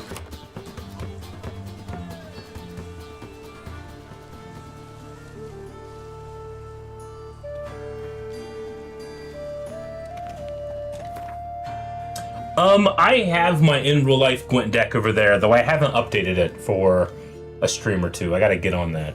Let's check out our quests and let's continue on. We have everything over here is telling us to go to Skellige, so let's get more secondary quests done. I'm just gonna go to the bottom here. Let's see. Gwent Old Pals. Win a card from Vernon Roche. So we could probably go to the caves and do that. If I track it and go to the world map, that's gonna take us over here to the cave. So we can do that at some point. We're not gonna do it right now.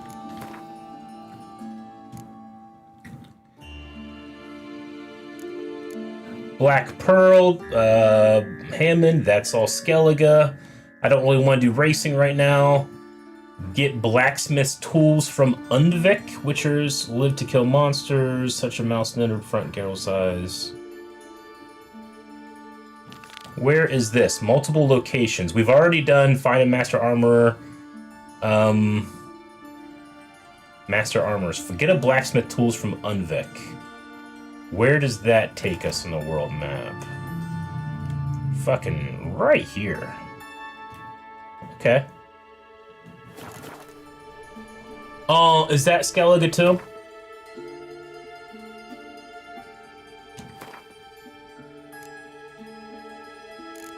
That's Skellige? Gotcha. Okay. Lots of Skellige stuff.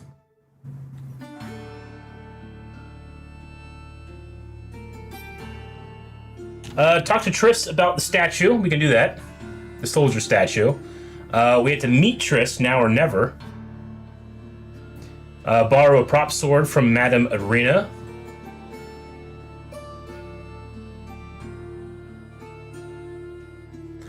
This is the Dandelion quest. Let's maybe do the Dandelion quest and then get into the Triss quest. So Cabaret is what we'll go with next.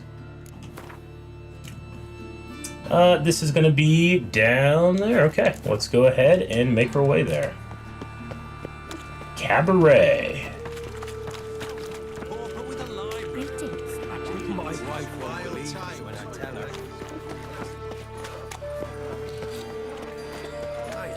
There are mouse droppings in this bread.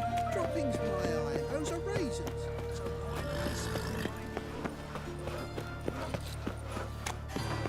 So, how'd it go with this healer? I was faffing about, minding my own business, when suddenly up he pops and heals me.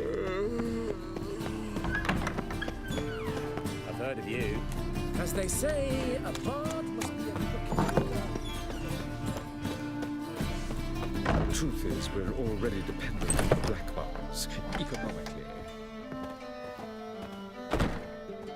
Ah, so good to see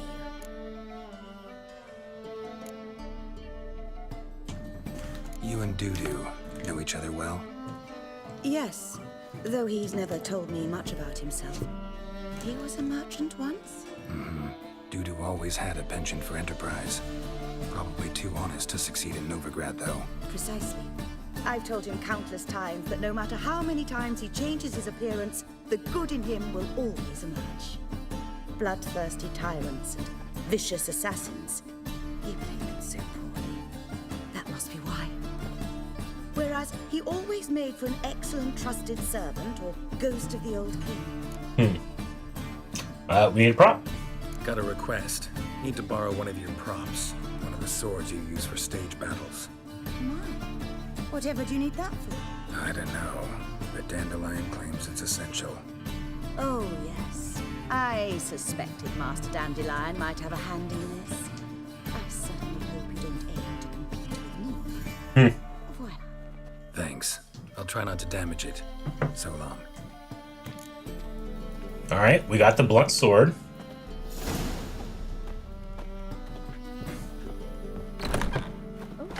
I've worked up quite the appetite. All right, so Freena's house after dusk.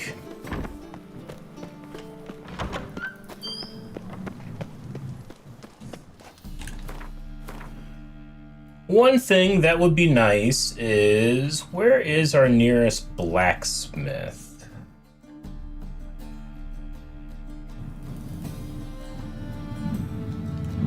Is this the one? Is this just Hanzo and I can't actually use him? Or is this one I can use? Because I really do need to fix up my sword a bit more. And I don't know if I have the repair kits for it. I mean, I do. I just need to... I'll go ahead and use them now. 40%, 90%, 15%. Let's use one of the 90s. Get this really fixed up. Yeah, that's... Hanzo is that one, I think, right? So we actually don't... We might have a blacksmith somewhere else, but I don't know if where they're marked. No bread, no coin, forest shite. Look, look!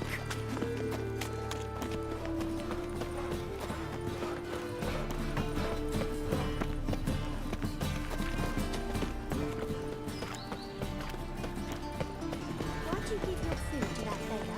Fish on, or I'll inform the hunters you're a non-human. Okay. Well, we need to be here after dusk. So... this is probably as good a place as any to get a little bit more shut-eye. I don't know what after dusk necessarily means, but it's dark. So let's do like 10 p.m.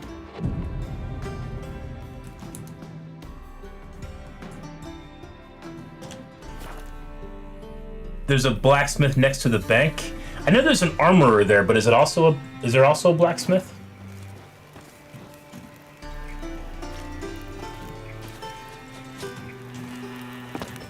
They ought to never let your kind in, though, the Grand Proper.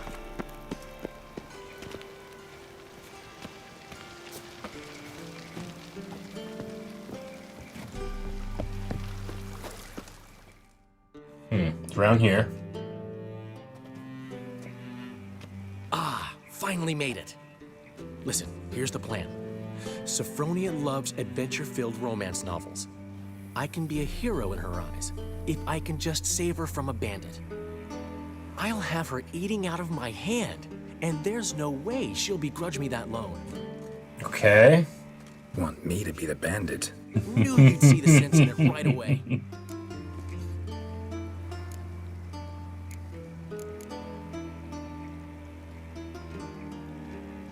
Are you serious? That's your brilliant plan? I never called it brilliant, but any kind of plan is better than none. I mean, Geralt did prove his acting chops a little bit. Already. You've written what? So you know what to say during the performance. Here, Andromask, put it on. Sophronia can't recognize you. Okay. No time. Sophronia's coming. Stick to the plan. We'll meet at the Rosemary in the morning.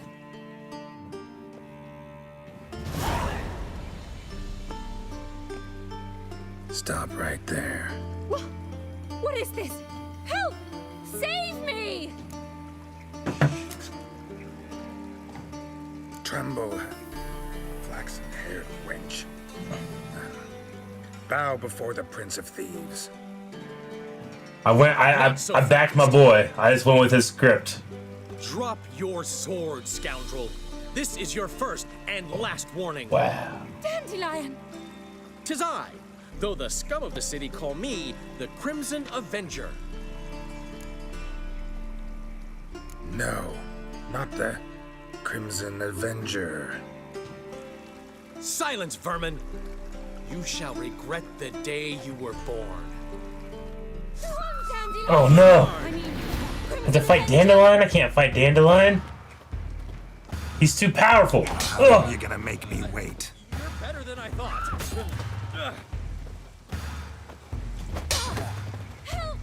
I should let him kick my ass. Oh! Oh! Oh! Dandelion, you're killing me! Crimson Avenger triumphs again. My hair! Are you well? One blow struck true. Another scar from my collection. You had to make it look good, you know? I shall bandage you up. Be gone, vile bandit, or the Crimson Avenger will beat you senseless!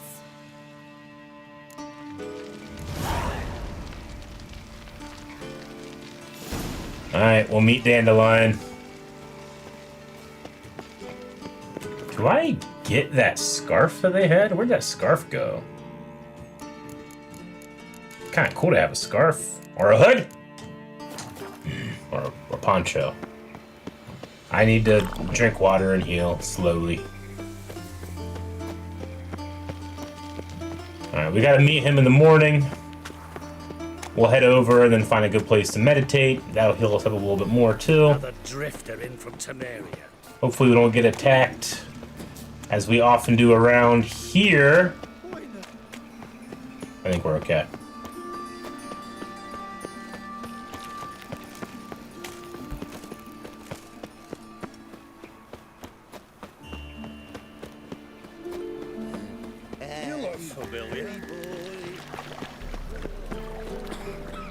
Look awfully suspicious to me. Realised it's a Temeria 2 days road for Zima. For Zoltan. What you got going on, Zoltan? Zoltan? Get out.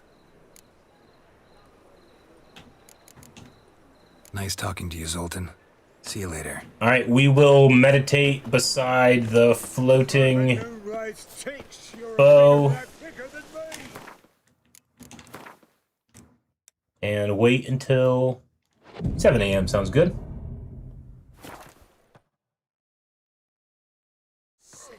Sick of it all. Oh my god. The bow is no longer floating. This shit loaded in. Wow. Oh my god. This was back here this whole time or what? It looks great. Cool.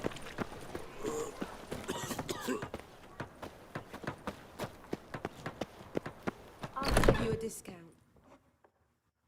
There's been a misunderstanding. You're here too early. We agreed to meet today, so we've come today. Supplies are all hauled in and the crew's raring to work. We'll start just as soon as our lovely directress gets round to deciding on the decoration. But Dandelion doesn't even have the coin to pay you. Turns out he does now, or soon will. At any rate, he's working on it. See, it's all peachy. So will you finally decide what style you want for this interior?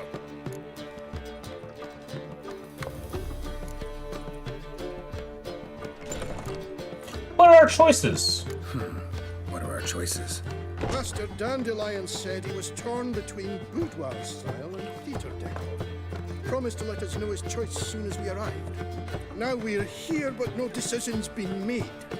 And the lady's horribly surprised she's to choose. Though apparently this whole renovation's for her sake. For me? Well, it's not for me. Would you please decide where I bust a vessel? I've no idea what Dandelion is like. Go. You've known him longer. Say something. Caribest theater of a kind. The decor should be theatrical, bourgeois style. Better fit the cabaret. Dandelion is doing this for you. You decide. Yeah, I kind of like this one. Sure, I've known him longer, but he's never so much as changed his socks for me. Never mind commissioning a full-blown renovation. He's doing this for you, clearly. You should decide. I associate boudoirs with a feminine elegance that also has an edge. Claws, you might say. That fits a cabaret perfectly. A wonderful choice it is. At last. Gentlemen, you're done lollygagging. Get to work.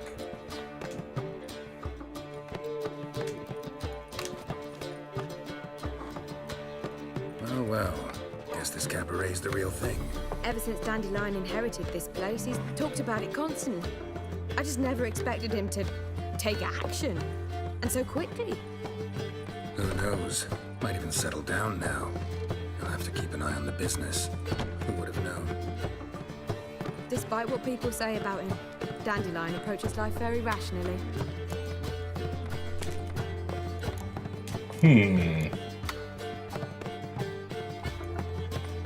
I think Geralt likes to rib him a lot. But he really loves him, but he likes to rib him. We talking about the same Dandelion? Man who loses a fortune worth half of Novigrad in one night? Dandelion can also be responsible. He always pays anyone who works for him on time, and he's never missed a performance. Sure hope your opening won't be the first. He's still not here. Well, he said as soon as he got the coin, he'd go see Polly, our choreographer. She's missed the last few rehearsals. I certainly hope he's not gotten into trouble. Anything's possible with Dandelion. Let me me see if I can't find him. One's for Damien. All right, let's go look. Nothing doing. Sammy reeks around here. Just realized that I need to switch out my sword. That was not the right sword. There we go. Now the look looks good. Mages, mutants, blasphemers, kobolds. I'll give you a discount for heroic Dan, you're asking about recommendations that you can give us. You actually can go to our website, blindwave.com/recommendations. You can create yourself an account and you can recommend a lot of stuff over there. That all gets kind of amassed into data, and that's how we choose what we're going to do next. So go check out blindwave.com/recommendations, and that's exactly what you're looking for. Oh, I hear him. Eternal fire walk with you.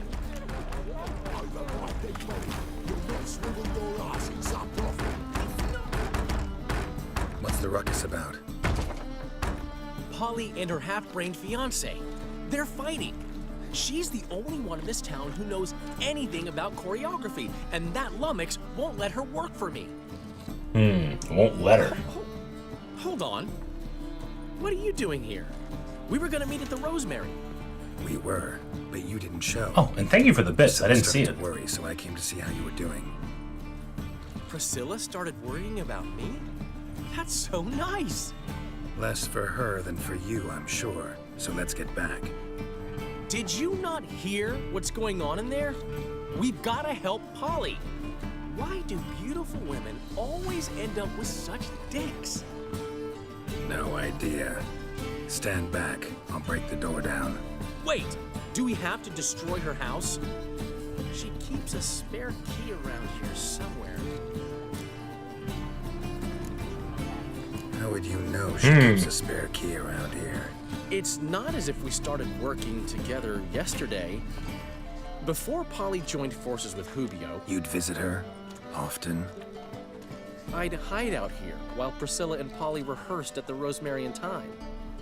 They worked on the dance numbers I composed. So, Polly's not one of your... I never mix business and pleasure. The one exception being Priscilla. Who you were just saying is worried about us. So enough of the chatter and start looking. All right, let's find the key. Fine. Let's find the key. Moon Empress said, hey Eric, I just got the cutest food thing from Tesco's yesterday. And also I gave 100 bits earlier. Oh, thank you so much, Moon Empress. Alchemy paste. Not here.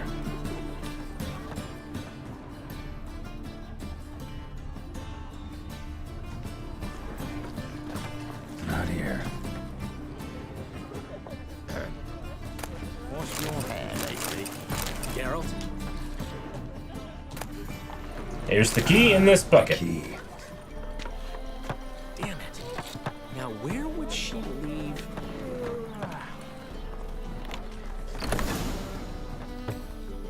Whoa! What the devil's this? Get out of my house! Watch it, and leave the woman alone. What the... She's my betrothed. But I'm not your property. I love her. I'll not let her sway her ass in his brothel. Whoa, slow down there a minute. This is clearly one gigantic misunderstanding. One I can clear up in the blink of an eye. Shove your excuses up your ass. Sod off, or I'll split your skull. My friend asked you nicely, so please be courteous in return and hear him out, or we'll settle this another way. All right, talk. Hubio, right? Polly's told me so much about you. Hubio. She said you're erudite and have an open mind. You said that? Well, there's a truth to it. My mind's the open salt. But its open saltedness ends when my betrothed starts wagging her ass around brothels. Get out of here, both of yous. Polly's not going anywhere. Let him finish. There's no brothel involved. You see, friend, Geralt just hit the nail on the head. For what you have there is the old publicity placard. Old? Very. From a time when my establishment was under different management. I, however, would never let any indecency take place in my cabaret. My very reputation precludes it. So, what's all this about? Your betrothed is a first-class artiste, and I want to offer her a position worthy of her talents. She's to be my choreographer, and that in turn means she'll receive a share of the proceeds from every performance she choreographs. You mean to say coin? Coin. Fame. No flirting required. You have my word. Suppose, in that case... I knew you'd agree. It's settled then. See you at the Rosemary, Polly. Well, I'm off. I'll catch up to you. Alrighty. Whew. Never expected that to go so well. You handled it well, Dandelion. Man was body in your hands once you called him erudite. In negotiation, as in combat, the key is to find your opponent's weak spot and exploit it to the hilt. So, time to head back? I've still got to stop by Rotlex. Commissioned some new placards from him a while ago, but Hubio came across the old version. Plowing artists got some serious explaining to do. Who's Rodlick? Never heard of him? Hey, So just like marketing? famous portrait artist? Commissioned a portrait artist to paint your placards? Henry's an old friend, needed the coin. And I decided we needed new placards to promote the opening performance. Seats won't fill themselves, you know. Okay. I'll go see Rodlick. You head back to the Rosemary, or Priscilla will have my head. Really? You'd go? No, said that for the hell of it. Tell me where he lives. Portside. See you soon.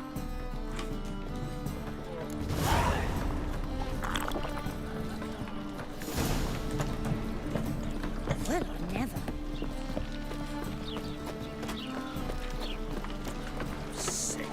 Sick of it all. Alright, let's find Raltic. Get these new placards. If he's a portrait artist, he's probably pretty damn good.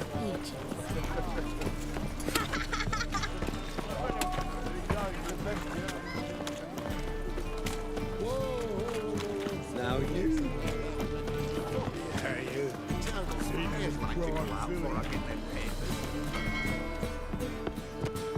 We get attacked here sometimes, right? No, we're good. Okay. Rum, time again. Yeah, no. Oh, fuck, don't write him out.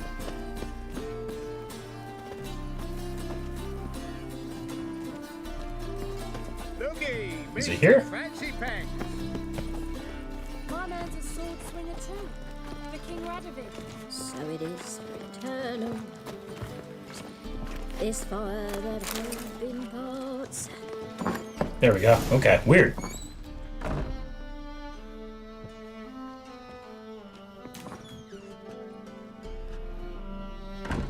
Huh? The portrait artist with a sword and a hood? Alone. Damn halflings in debt to half the city. Oh. Need to scrape mine for the carcass is picked clean. There's not enough for everyone, so bugger off. Feeding time's first come, first served.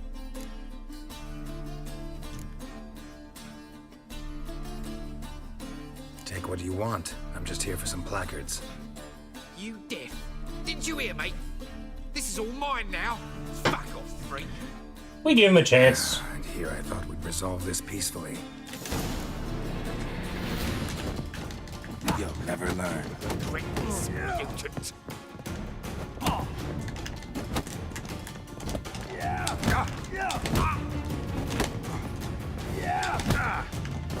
Okay, I'm stuck. I'm stuck. I'm getting flanked. Okay, we're out.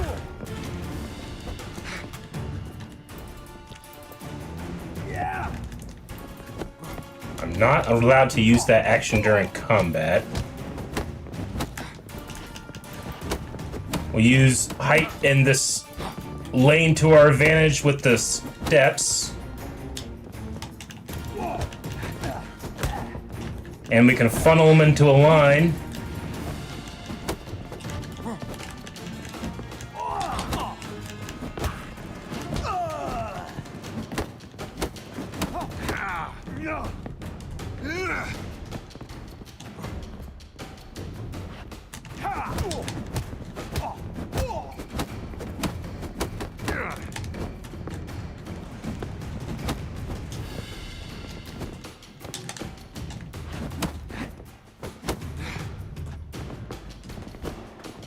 Okay, they got the high ground now, but we can get them locked up against the wall.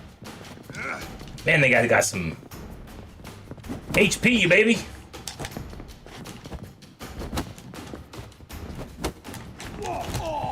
There we go.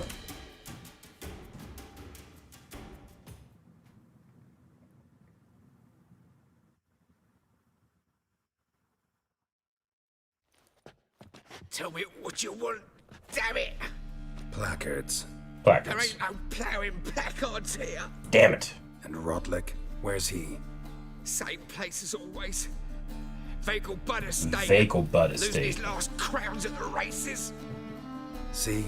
Wasn't that easy? Could have said so right away. The Vegal Bud Residence. Okay, well, we can be on our way over that way.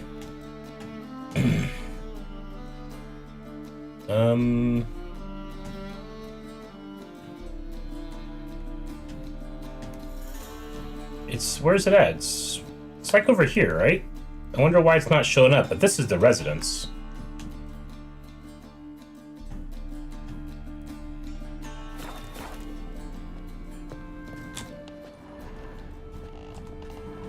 Let's loot this place up.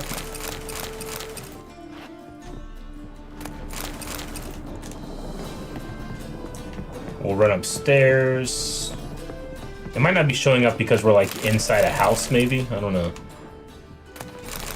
But we're just gonna grab everything we can, because these guys would just do it anyway. Really got a lot of color.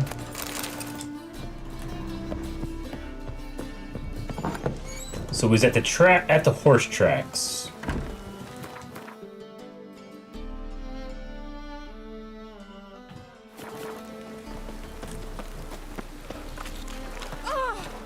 I'm gonna head down here, over here, this way. I just wanted to check. So there's the bank, Vivaldi Bank,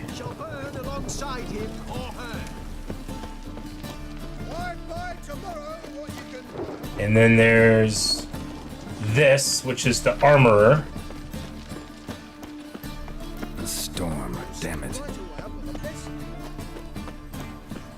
And you guys say there's a blacksmith here too? Where is there a blacksmith?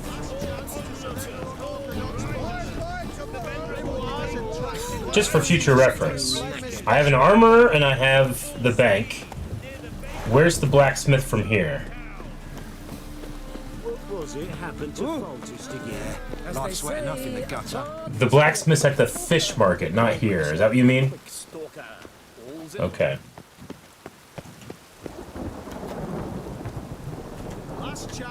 Alright, well, if that's the case, there should be crossroads signs right over here. And we are going to fast travel to right here.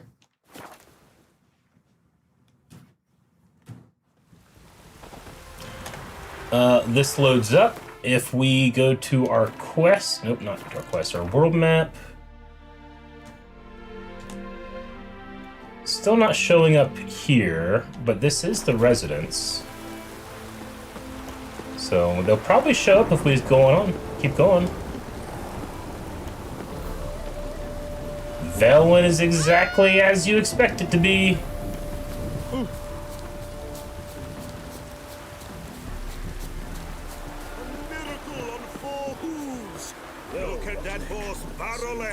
considerable sum in the red, but you shan't back out of my account, eh? Didn't have much of a choice before long. Come now, old sport. We can't allow that. Who'd I wager with then, eh? Listen, here's what we'll do. We'll make one more bet. If you win, I'll pay your debts and we'll continue playing. What do you say? And if I lose? One worry at a time, old chum. Well, I have to place my bet. I haven't the strength for anything.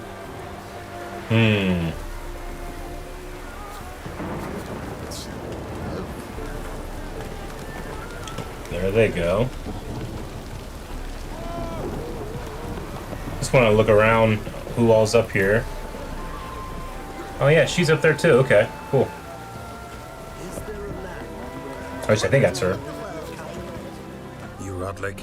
Henri Rodlick, artist, painter, debtor, and martyr to my art. At your service. Dandelion sent me. Oh, yes. But tell him his placards are done and safely hidden away. Okay. Yet, alas, I cannot fetch them, as a group of angry creditors has seized my home. They did? Think I might have run into one of them. Then you know my predicament. And now, Count de Louverton has offered me the chance to win it all back. I'm to wager on a race. Generous. Not just anybody could afford to do that. De Louverton is not just anybody. He's Duke Sam's youngest son. Sam of the well-known family of gem dealers. One debt more or less makes little difference to him. What's there to worry about? This is your chance to settle up, get a clean slate. They've had a spell of bad luck lately. Should I agree to de Louverton's offer and lose, I shall be in bondage to him for all time. Whoa, we could pay the debt. I'll win the race for you. I just want those placards. Let's say I just want the placards and then see if that brings us back to this, which it should. Listen, all I really want are the placards. Tell me where you tucked them away and I'll be out of your hair. Forgive me, I cannot. I hid them with family heirlooms that would work those barbarians lurking outside my home into a slavering froth. Then go fetch them yourself. I'll wait here. If I show my face there without coin, they'll beat me to a pulp. I must win back my debt somehow, else I'll never return home. Well, 200 coin is a lot. I can afford it, honestly. I can just pay his debt. I say this because I historically have not been very good in horse races. I'll win the race for you. Or I could just pay it off.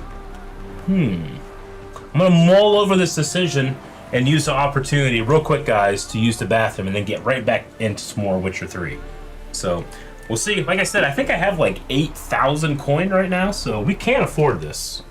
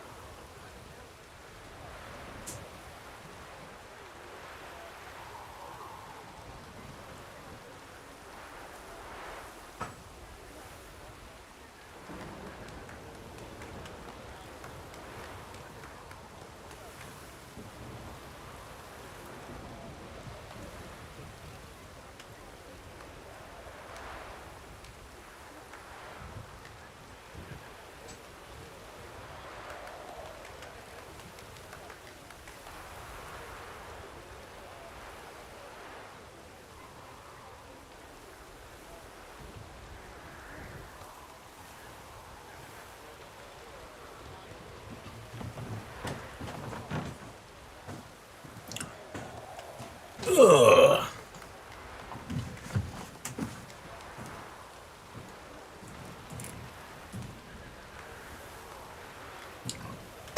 Okay, let's try the race. I also have a sucker. I hope if it's annoying, let me know. Let's do this.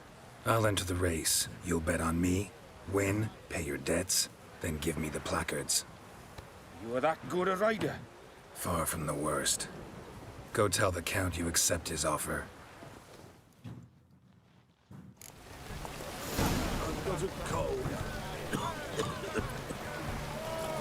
Come on.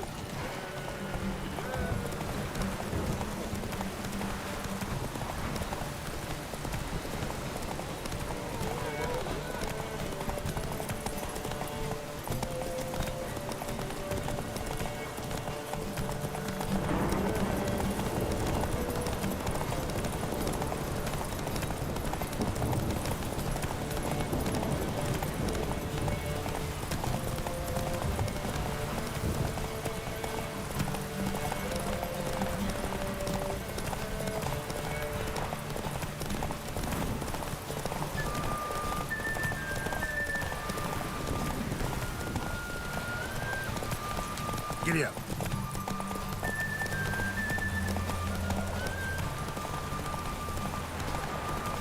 Shit. That sucks, man. You got out in front of me. Oh! Oh! Roach. Thank you. I never expected this. May I ask to what I owe this generosity? Let's just say I like to do a good deed from time to time. Can we get those placards now? I'll bring them to the Rosemary in time, just as soon as I settle my obligations. Fine. See you there. That was close, man. 80 crowns. That's like the first horse race I've won. Oh, I feel good about that. Ooh, baby. Okay, return to Dandelion. We had a quest over this direction I think we're gonna jump into now as well. Let's get off of the racetrack.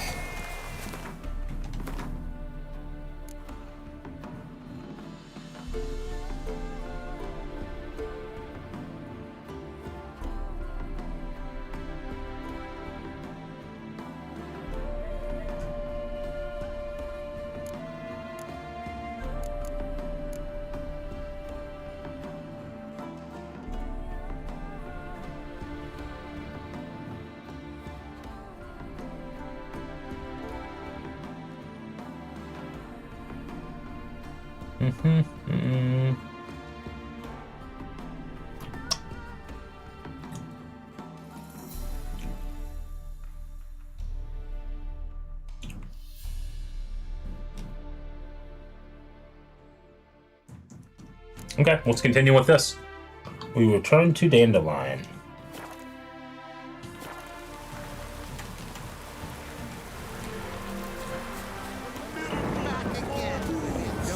Look at that horse barrel ahead. George Cyril.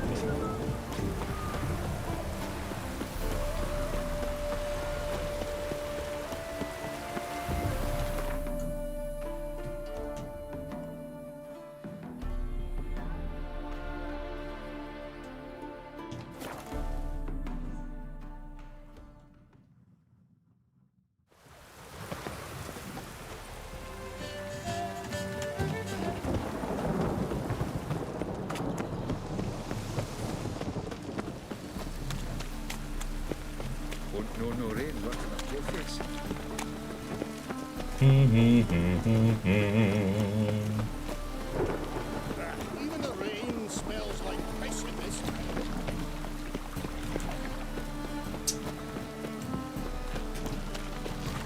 And by the chameleon. Grand opening tonight. Crown in the evening. A performance by the illustrious duo, Master Dandelion and Priscilla. Awesome. It already looks great.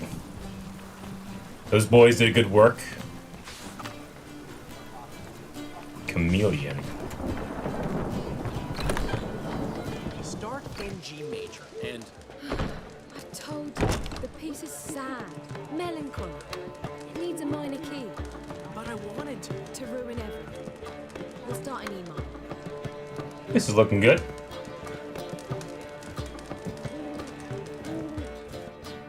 Well, well. See, the crew's been hard at work. Not bad. No, not all. But I'd imagine something more, you know, more theatrical. Oh, he didn't want theatrical. Don't you like it? Yeah, it's for I her. thought a boudoir would be right Besides, in that way line with we separate ourselves from Adrena. You chose it. Hers is more theater. Well, I'm not saying it's bad, just different. Not exactly what I'd envisaged. You know, now that I think about it, you're absolutely right. A boudoir's the perfect setting for a cabaret. What about Rotlick? Did you get the placards? Rotlick said he'd bring them on his own. Should be here soon. Great! The best way I can think of to promote the Chameleon. Yeah, the Chameleon. What's that about? Never mentioned wanting to change the name. Rosemary and Thyme wasn't all bad, but it conjured images of Temerian cuisine served by waitresses in peasant garb. Chameleon's a lot better for a cabaret, apart from which it emphasizes that the place has undergone a transformation. Just a better ring to it all round.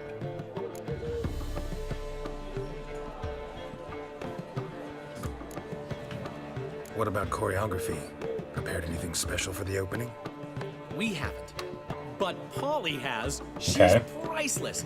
Came in and brought the girls in line before I could say knickers. Premier will have the audience on their feet, on their knees, both at the same time. Guess everything's ready.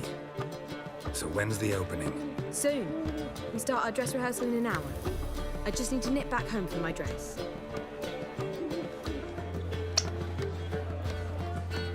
It's all coming together. Thanks for everything. Don't mention it.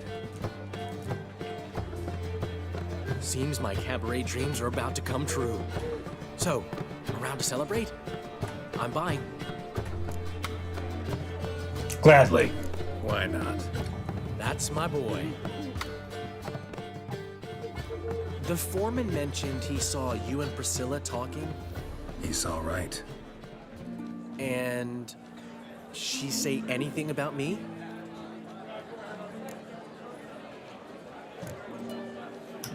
She did. She said something that made me think she's not entirely normal. What? That you're responsible, got your feet planted firmly on the ground. You're pulling my leg. Not this time.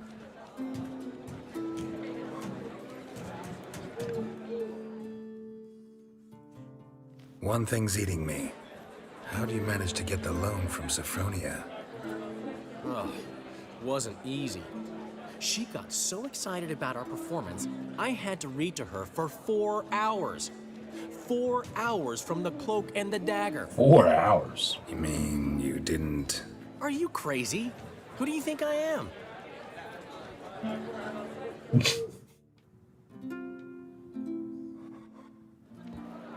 She's late, of course. She knew how important this night was to me. Of course she did. Probably just making herself gorgeous. Takes time. Oh no. So it's true. A woman's vanity knows. She went to go get her dress and something's wrong, maybe. It's the Dandelion. Priscilla, she's... What? Speak, man. She's badly, been attacked. They took her to Vulmerius Hospital. Attacked? She's hurt? Geralt, come with me, please. Yeah. Of course. Let's go. Let's go. What happened? I'll kill him. Gods. Priscilla. Is she gonna live? I'd say that's certain. Her condition's critical but stable. Oh, Beg your pardon, man. but you are a relative? Relative? No, a friend. A very close friend. Dandelion, correct? She uttered the name in her few moments of lucidity. Oh. I am Joachim von Gratz, head of surgery. Until recently, a lecturer at Oxenfurt Academy. Enough of the courtesies. What are her injuries, besides her eye? A concussion, cranial swelling, incision into her larynx, and scalding inside the throat and esophagus. Oh, no. Clearly someone forced her to imbibe a caustic fluid. Oh, man. But her singing.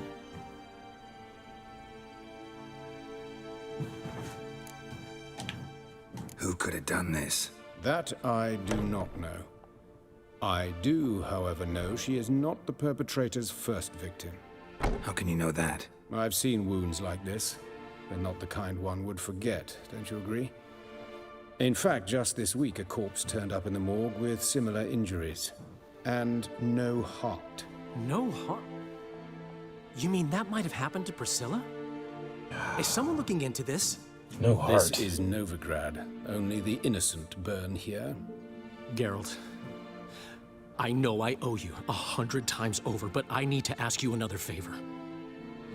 Find the bastard who did this. Find him. And kill him.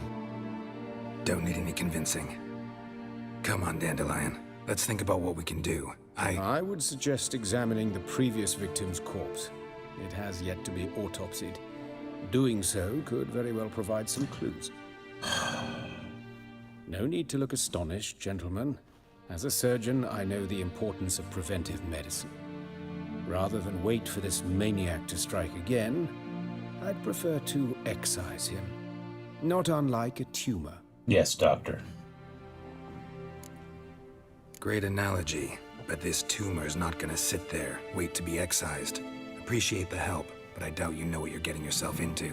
I know perfectly well, and I assure you I can take care of myself. Easy assurance to make, harder to back up, especially if you've spent your whole life wielding a scalpel, not a sword. Look at this scar. Don't be shy. Any idea what leaves such a mark? A flail. Morningstar, maybe. What do you think? A blow sustained at the operating table? No? Let me repeat. I know what I'm doing, and I wish to help. Okay. Think they'll let me into the morgue? By the main entrance, certainly not. But you can also get inside through the sewers. The sewers?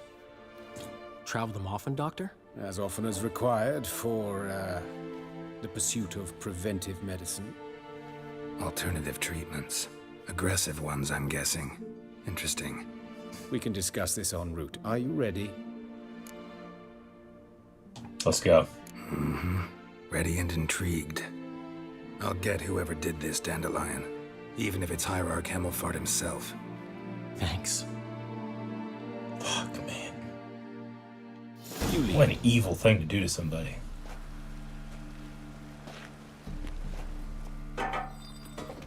So, preventive medicine you practice in the sewers. What's that about? Think. Hear that? Been hearing it for a while. Draw your weapon. Damn it! I shouldn't have moved! Now I've missed dialogue! I'm gonna burn some motherfuckers then.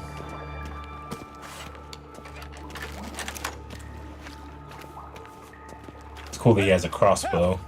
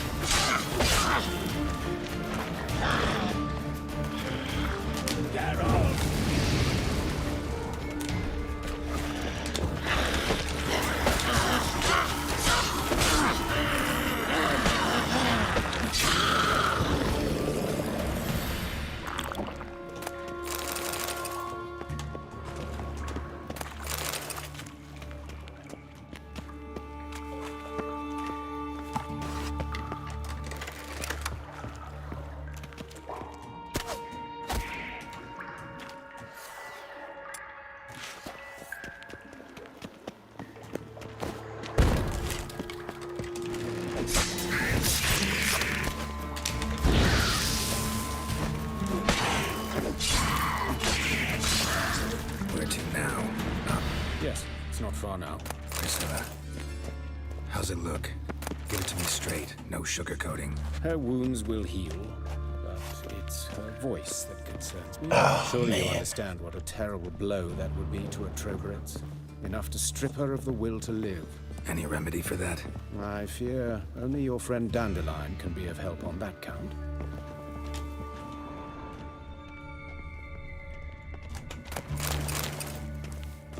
How can Dandelion help?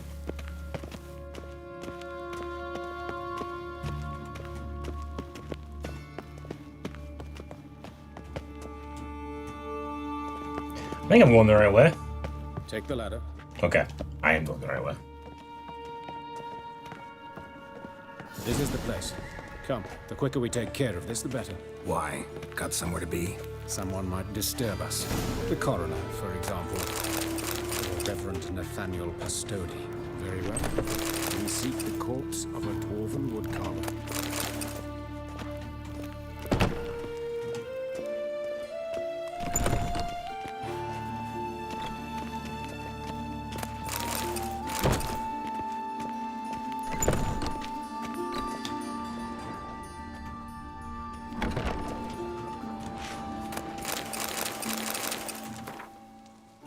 The Horse Whistler. Breaking a horse's psyche is a simple matter of instilling your will as the rider onto your mount, acquiring its trust and training its obedience. I just learned this because I'm an amazing rider now.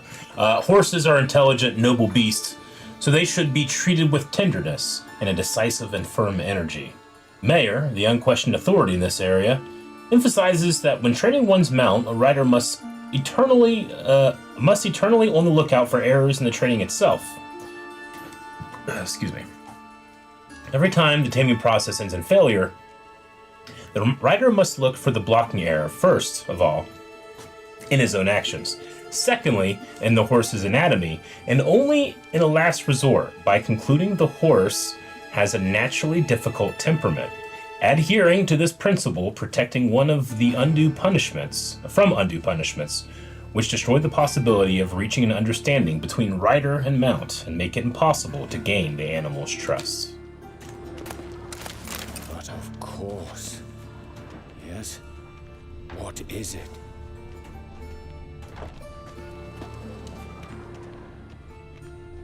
Looks like necrophages got to this one.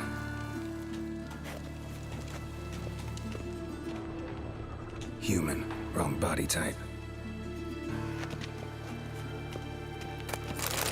Human, wrong body type. Let's keep looking.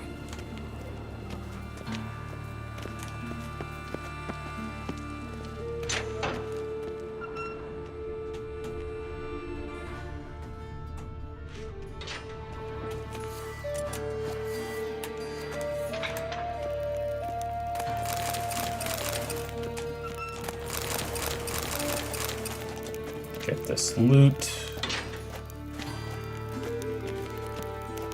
Go through here.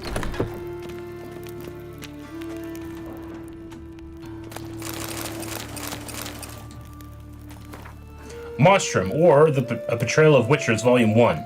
In truth, there is not more repulsive than these monsters that defy nature and are known by the name of Witcher. They are the offspring of foul sorcery and witchcraft. They are veritable scoundrels, without conscience and virtue, unscrupulous creatures of hell, able only to take lives. They have no place among decent and honest folk. And this keep, this Kier Moorhen, where these villains nest and practice their foul rituals, must be wiped from the earth, all traces of it treated with salt and saltpeter to complete the deed. Mean?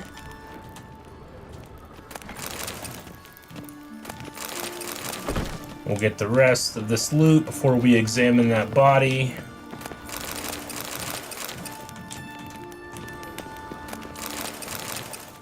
I don't think it's her. So there's one over here. This isn't it. No, not it either. Okay. Well, we can go out here, down the hall.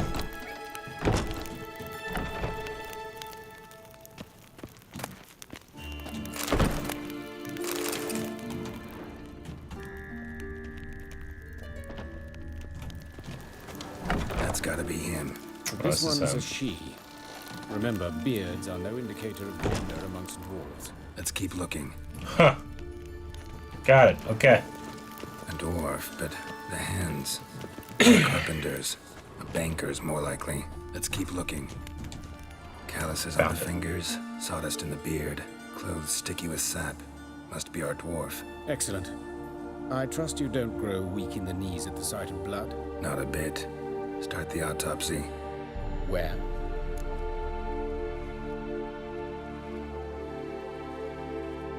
Let's go down. Let's look at his head. Hair smells like it's burnt, like he was in a fire. Notice anything else? That his eyes have been scooped out, for instance?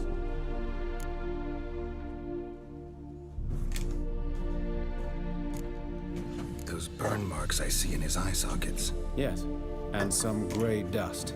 Ash, it seems. Very fine. Very fine Murderer ash. gouged out his eyes, then put burning coals in the sockets. So it seems. Looking at the wounds, it appears our woodcarver was still alive when it happened. Jesus, man. Let's examine the mouth. Burns, blisters. Just like Priscilla's. See this? Incision made into the voice box. Indeed, so thin as to be nearly unnoticeable. A small, extremely sharp instrument. Scalpel. But why? The wound is too small to bleed, and there are signs of swelling. The murderer... I believe he performed a tracheotomy, so the victim wouldn't die too soon. Okay. So they really know their way around the human body? Let's examine his torso. What have we here? Deep wound on the left side of his rib cage, and a scar the length of his stomach.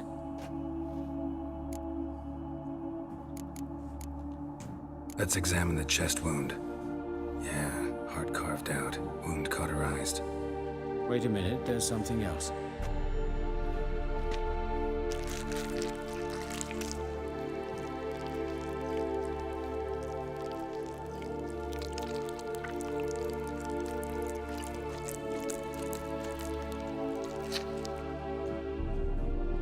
An egg from an amphibian. A salamander? Scorched but intact. I attended some lectures in herpetology as a student. I'm afraid I don't recall any amphibians that would lay eggs in corpses. So either Professor Cochrane was deeply mistaken, or this is our murderer's doing. They put an egg in him? What the fuck, man? Okay, this is weird. Check the scar. Look at the scar. Wounds long and thin. An incision. But the edges are ragged. Means nothing. Look, no swelling, no bruises. An old injury, perhaps an accident in the workplace.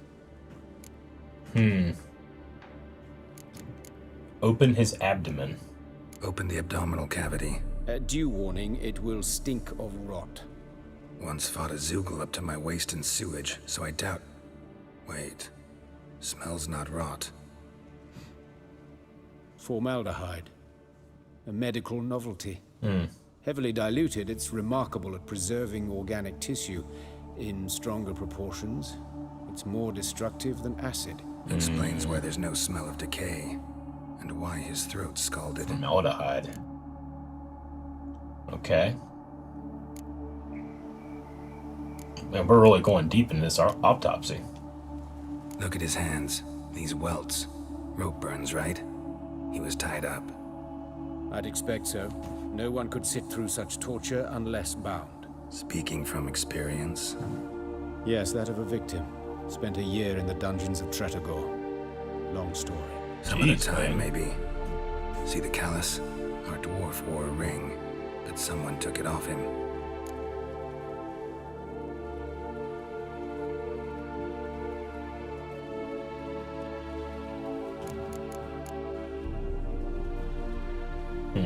See anything interesting on his legs? His right foot. The ankle swollen, toenails broken. He clearly kicked something very hard. right before he kicked the bucket. Doesn't strike me as the right time for jokes. Apologies. We surgeons, we've a different sensibility. Mm-hmm. And a different sense of humor. That gallows humor. His genitals. We ought to inspect those. I sincerely doubt they bear any relation to the matter. We'll see. Pull down his trousers and... shit. Syphilis, actually. Early stages. No sign of diffusion. Think there could be a connection? Only as the killer's potential motivation. Okay. So... the head had the eyes taken out and coals put in there, and it has ash in there. The torso is missing a heart and has like a salamander egg in it. The hands have rope burns and a ring missing. The legs have the right foot damage from kicking, and the genitals have syphilis. All right, think I know enough.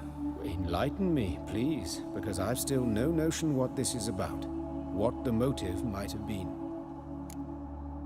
Ritual murder, punishment, no motive, the murderer is mad, and rather not share my conclusion.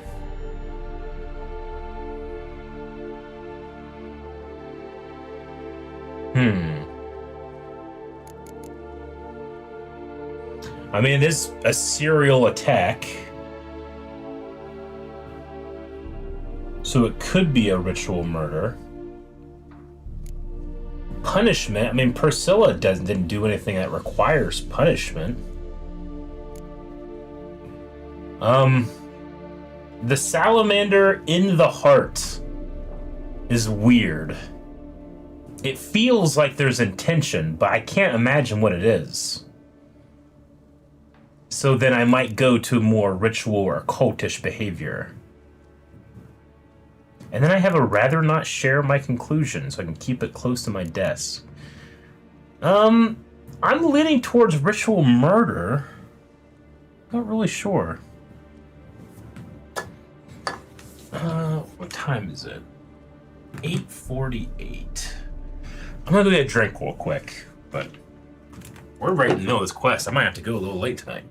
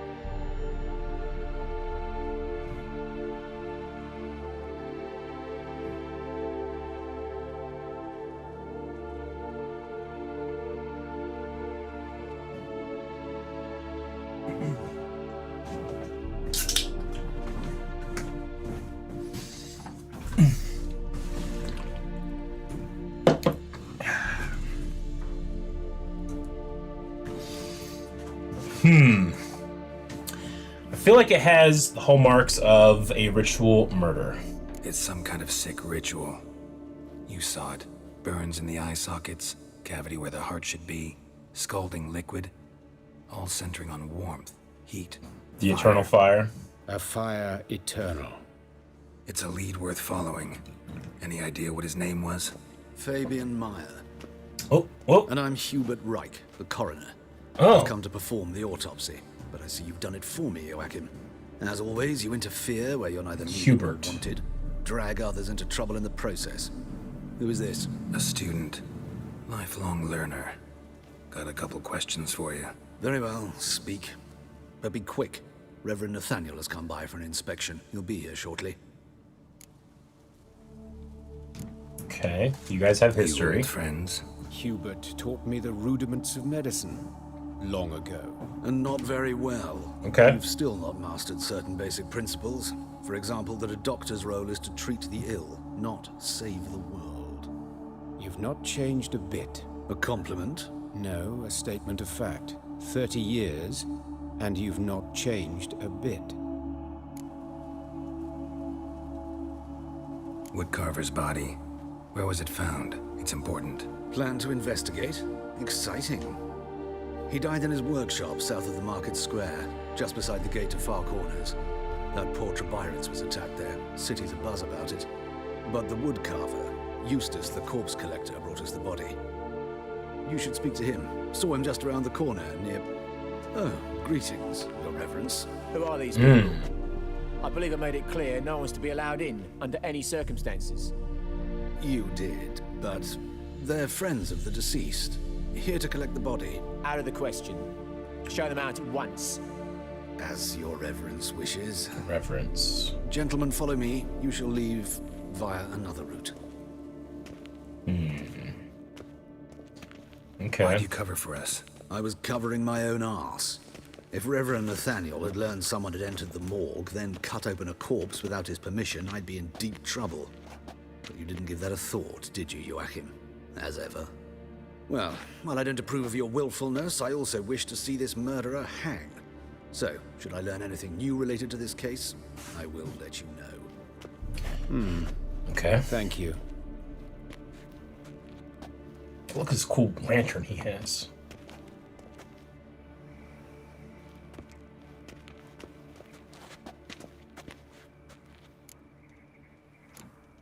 Nathaniel. Nathaniel. Who is he?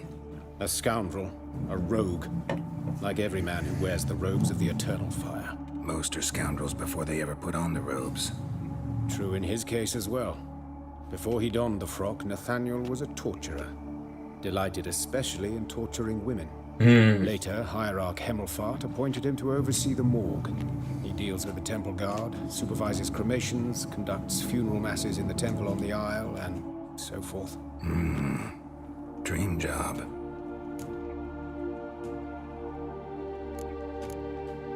Might have told me you know the coroner.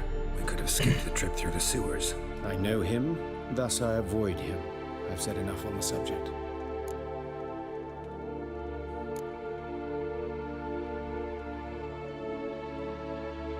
Yeah, I feel like it's more important for you to tell me, buddy. Like, I saved you from some monsters down there, you know what I'm saying? I decide when I heard enough. I decide when we're done with this subject. What's your connection to him? An old story, but if you insist. The student protests in 1242, you've heard of them? I led them. Hubert, however, denounced me to the authorities. Landed in prison. There you have it. And he said he was being What will you tortured. do now? Plenty of leads. Woodcarver's workshop, the corpse collector who found him, alley where Priscilla was attacked. Got work to do. Alright, this is gonna be a meaty quest then, good. I must return there. But I shall keep my fingers crossed. And I'll keep my eye on you. Okay. Interesting. So it really feels like we got pushed into a unfortunate episode of Law and Order. Cardinal sins. Investigate the alley where Priscilla was attacked. Washed your hair lately? Examine the place where the woodcarver died and find nuisance the corpse collector. Man, okay. Man, I should have picked other quests to do so that Priscilla would have more time to sing. What have I done? Okay, well, let's go ahead and investigate the alley first.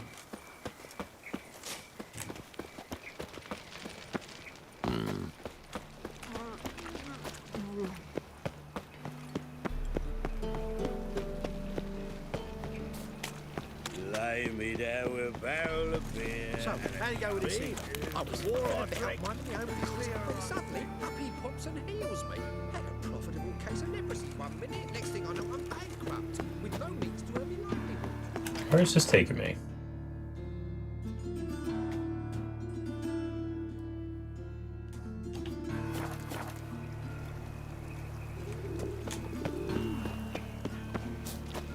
Back there must be a thing.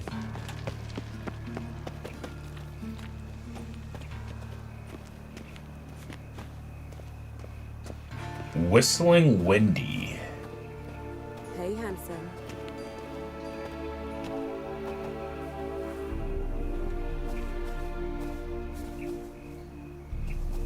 Whistling Windy, is not able to be interacted with. She just... It's Whistling Windy, you know? Sis, that him? What? How am I to know? What? What happened?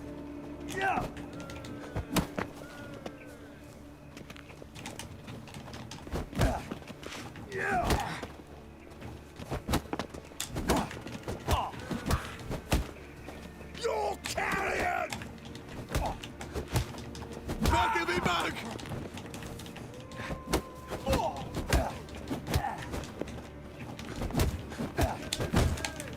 Well, how long you gonna make me wait? Gotta get around him!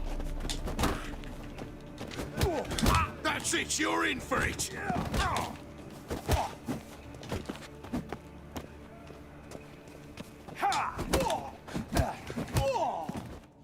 Think you'll gut me too, huh? Up your ass, deviant! Hoes can fight back! Calm down, I'm not gonna hurt you. What are you doing here? Getting vengeance. Well, why are you staring? Have you not heard killers always return to the scene of their crimes? Me and my brothers are waiting here to give him a warm welcome. For Priscilla. Almost did her in, the whole son. Okay, I know. Priscilla's friend. Here to look for clues and find anyone who might know something. Fear I can't help you much. But I can tell you what I know. Okay. You and Priscilla friends? Friends? Nah. But she saw more than a stupid whore in me. Treated me with respect. It mattered. I was looking to give her pouring. Pick up a decent trade. But none would take me. Not as a washerwoman, nor a servant, nor a cook. Felt like a leper, I did. But Priscilla, she was different. Agreed to put me in her play, you see? Lots of the other actors, they were afraid on account of her jesting about the eternal fire. Whistling Wendy on stage, can you imagine it? Well, dream's gone now. I'm back to working street corners. Sorry to hear that. You could do worse as work goes. Or so I tell myself.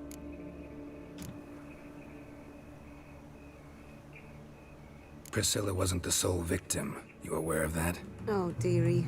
Of course I was. This didn't start yesterday. Others have died like this before. Beggars, street girls, orphans. But who'd have a drama concern about them? Human rubbish. It's what the guards call us. Recall any names? They didn't have proper ones. Baldy, curly, buns. That's what folk called them. No friends, no families. Their bodies were burned long ago. Take care now. I gotta look around some more. Appreciate it if you didn't disturb me. Naturally, we'll stand aside, behave. But do tell us if you find anything else here. Oh, my head's ringing.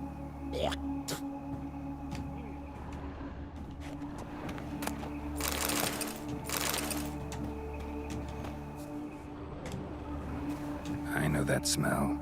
Formaldehyde. Formaldehyde.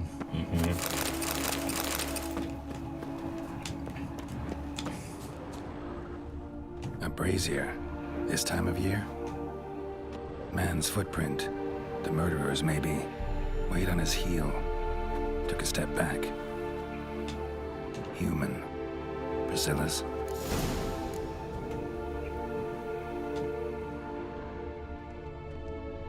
Murderer fled before the guards arrived. Ran this way. Trail ends here. Strange. Even I couldn't jump this wall. Concerned Citizen's Sermon. Remember, good people, the light cast by the fire dispels every darkness, reveals each lie, exposes every unworthy and debauched soul. Not even shape-shifting Dopplers can hide from its light, not even witches and sorceresses, so adept at fooling the common folk. Not the loose women who walk the street and fog men's minds with their charms. Abandon then the treacherous and immoral magic arcane. Cover your bodies in modesty and provoke no unclean thoughts. and the eternal fire will expose you for all monsters and sinners, or else burn you too in its flames. Concerned citizen.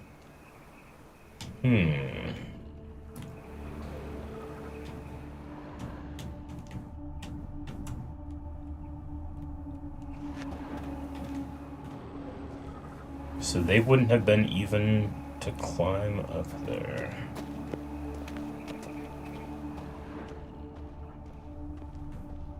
Watch it, tramp. Novigrad's not your stomping ground. Oh, the head's ringing.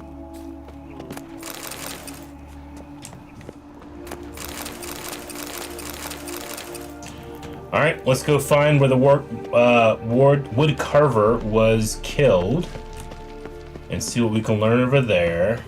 There's a lot of details. I imagine they're trying to flood the details, so you don't know exactly what you're picking up. Is it through here? It's on the other side over here.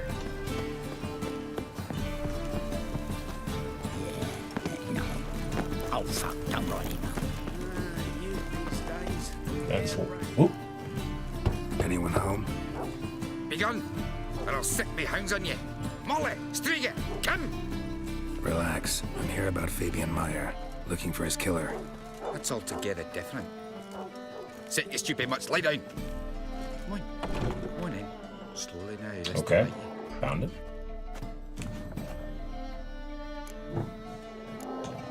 Charming as beasts go. You daft? Even I'm scared of them. But better backing dog than an evil man at your door. Got someone particular in mind? Sure as shite. Bugger who did Fabian in. As soon as they'd hauled his corpse off, I run to a mate who raised his fighting dogs. Bought these two mutts. Cost me a chunk of change. But I sleep sound at least. So who might you be? The Stiff's brother. Gus is the name. Mm. We ran a workshop together. Meyer and Meyer. Yeah. What'll it be now? Just Meyer? Name it. I'll be closing it down now. As soon as I find a buyer for this shack, I'll head on to Mahakam. Be near my family or what's left of it. So, what do you want to know? What can I tell you about Fabian? Tell me what you know about the murder, in order, in detail. It was like this. Had some work in Oxenford, and I was coming home. Oxenford? Saw a plume of smoke rising over the city. Thought to myself, blast it, gonna miss him burn another hag. But the smoke wasn't coming from Hierarch Square. It was coming from here. See the soot stains? That's where they burned our sculptures. Folk gathered round the blaze and found Fabian here beside it. They'd already loaded him on the cart by the time I arrived. Talk to your neighbors. They see anything suspicious beforehand? Hear anything? Claim not to. But even if they had, they'd not have helped. In Novigrad, folk give bleeding orphans in the street a wide berth so as not to stain their poor lanes. They care about some dwarf. Okay. Priscilla was it feels like especially the attack on her voice seems so targeted. So let's see if the brother had any enemies. I don't know if Priscilla had many enemies. Your brother have any enemies? Anyone dislike him? Threaten him, maybe? 'Twas Fabian who threatened this one last. Oh, you were a good dwarf. Craftsman like no other. But you were an incorrigible whoremonger as well. Whenever we put a bit of coin aside, I'd say, let's buy some tools, quality timber. No, he grabbed the purse and head out whoring. Took to following one in particular. He'd say, "'Tis all your fault, dirty bitch, human dish rag," and other obscenities. Don't rightly know what that was about. Maybe he was in love with her. Know where I can find her? This dish rag? City Cemetery. She died a few days back, quietly in her sleep. The Pont said a fever took her. A fever took her? Fine, we've talked enough. Need to look around. Be my guest. Just beware of the dogs.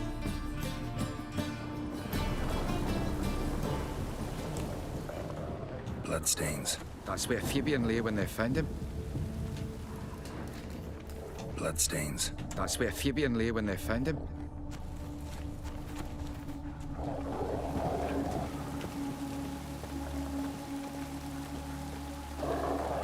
bloodstains. Why can't I examine this? Murderer dragged something heavy. Statues. Or a corpse. Murderer dragged something heavy. Statues. Or a corpse.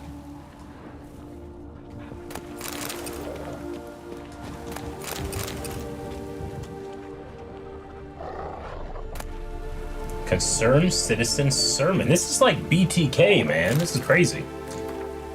Remember, good people, that fire can be both a blessing and a curse. Fire can warm its flames. Fire can prevent our nourishment. Fire can drive off the horrors of the dark. Yet fire can also scorch, burn, and incinerate. That is why we must live in harmony with the eternal fire and its commandments. Whoever fails to heed its lessons, whoever lives in ignorance of it, whoever mocks it, the same shall lose his life in its flames. Take my counsel to heart, good people, or you will reap the consequences of your deeds. Concerned Citizen. Okay. So a concerned citizen is leaving notes, and they're really trying to make me think this is some type of eternal fire thing. It almost feels like too much. We have a suspect, the priestess or whatever his role was called, but he seems to be like almost being dangled in front of us. So I'm gonna try to keep an open mind. But I don't want to go up a path that's set up for me. However, how do I interact with this pile of statues that have been burnt?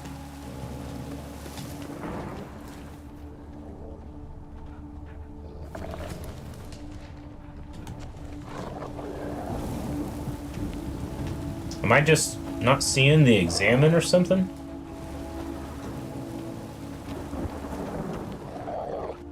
Do you guys see it? Does anybody see what I'm doing wrong here? There's that one, which is the blood. That which is the body that got drug away.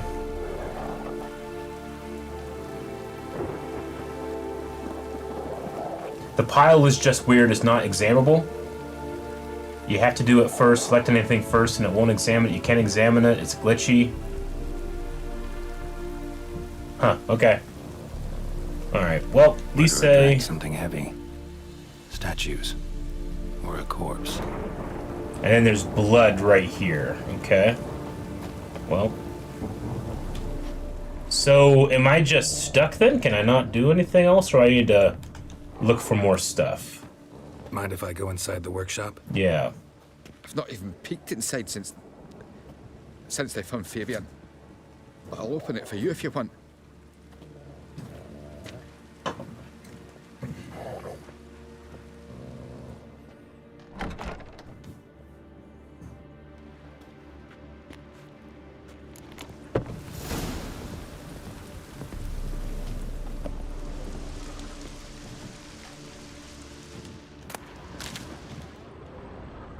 More bloodstains, but not near enough to say he bled to death.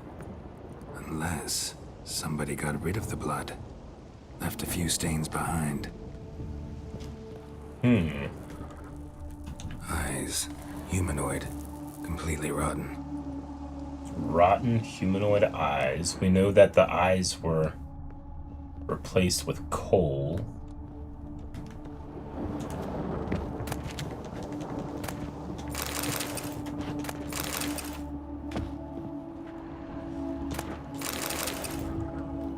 Furniture got knocked over. This looks like it was kicked. Okay, we know that his foot was messed up because of a kick. The blood could have been taken? Okay.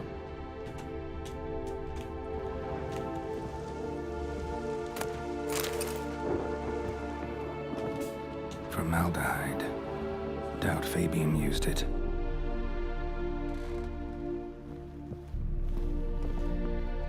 Aye.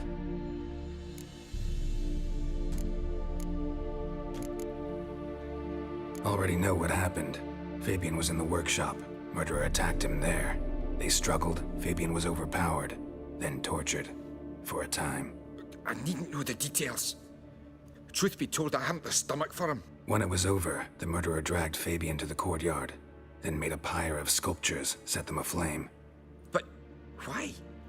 Why do all that? To teach a lesson. To him, you, the whole city. Fine, we've talked enough. Won't learn anything else here. Take care. Okay. Alright, we've learned a lot more details, but we still don't have a clear picture. Let's find the corpse collector.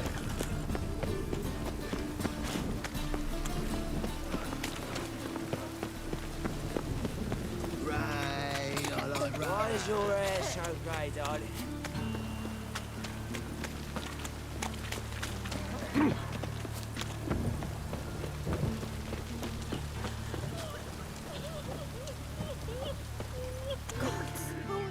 Oi, Witcher! Coroner wants to see you. Been another victim. Oh man, another? Told me to say the main door will be open for you. You're to come as soon as you can. These bandits dropped them. What happened, man? Well, I know that we're at the... This is... Okay. This isn't the serial killer. This is just where the corpses come to. But there has been another victim. So let's get over there. Let's talk. You Eustace, the corpse collector?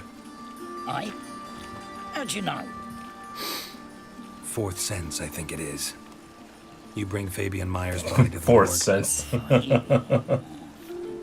Oh, yeah, I remember. No ice, no art. One of them, right? No purse neither, as I recall.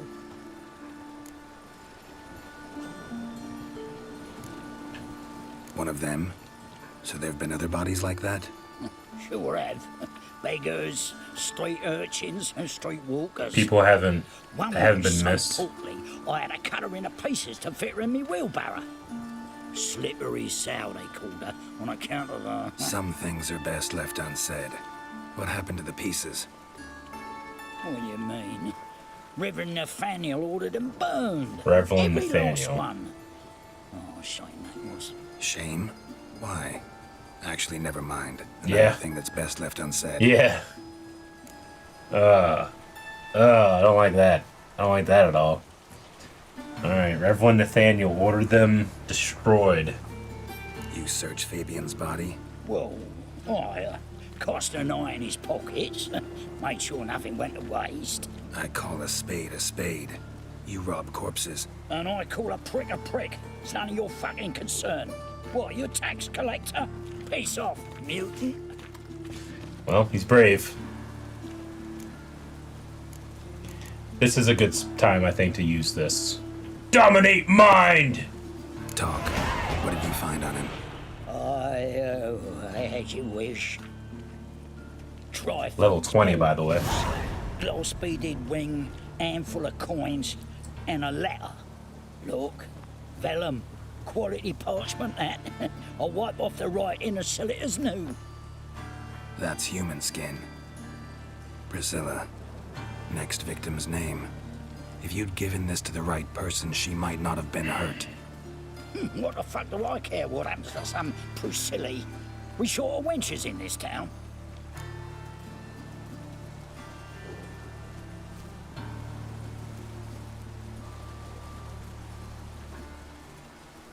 I think Geralt would probably...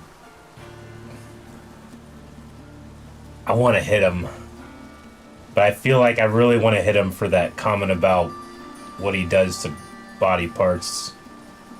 This guy has a hard job. Get out of my sight. Get out of my sight. Now. No, I'm sure to get sick.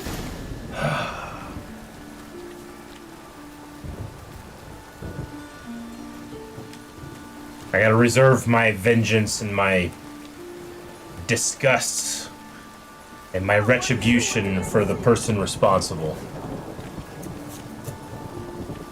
Call forth your darkness, Eric. Punch him! You're not a cop, it's fine! It just rains and rains.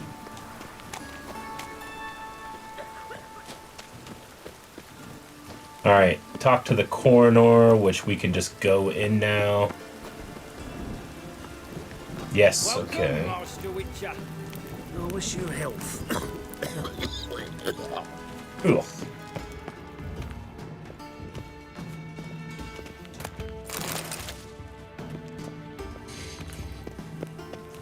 All right, there's been another body. Geralt, right? I'm glad you're here. Held off on the autopsy till you arrived. Nice of you, especially given you didn't seem pleased about my previous visit. Because you came unannounced and in unfortunate company. I also had Reverend Nathaniel to contend You had a lot of people in the morgue with. then. Our spiritual caretaker has left the city on some important matter. Left the city. And I know who you are, what drives you. I'm more than happy to aid your investigation. Okay, respect. Von Grad's told me all about you. Ah. Doubtless Oxenford. you've heard how I had the noble leader of the student protesters thrown in prison. But did you hear the protests were far from peaceful? Or did he neglect to mention it? People were dying, Witcher. Those who rejected liberty, equality, and fraternity would be found in the gutter come morning. Their throats slit from ear to ear with surgical precision.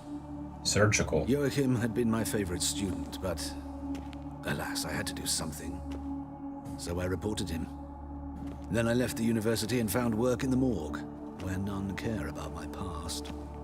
Whereas Joachim, oh, fate's ironies. Years later, he was appointed head of the very ward I had founded.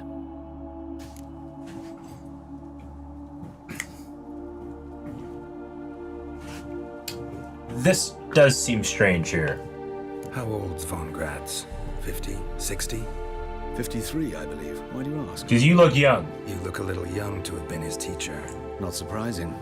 For years, I've lived in the cold and dark, breathing the vapors of embalming fluids. In short, working with corpses extends one's life. Amusing, is it not? Doubt. Okay.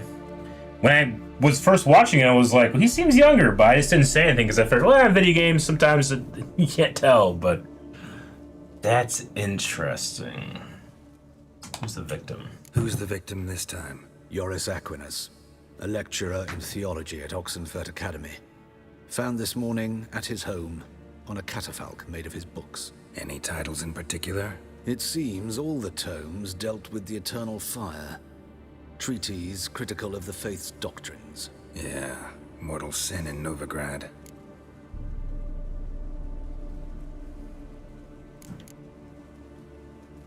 I want to hear that again. Who's the victim this time? Joris Aquinas, a lecturer in theology at Oxenford Academy. Found this morning at his home on a catafalque made of his books. Any titles in particular? It seems all the tomes dealt with the eternal fire.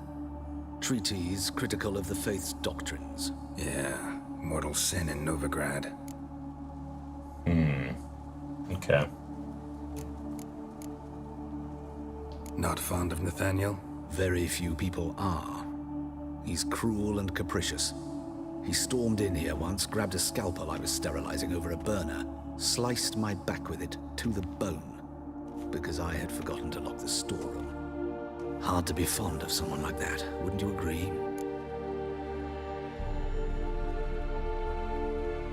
Okay.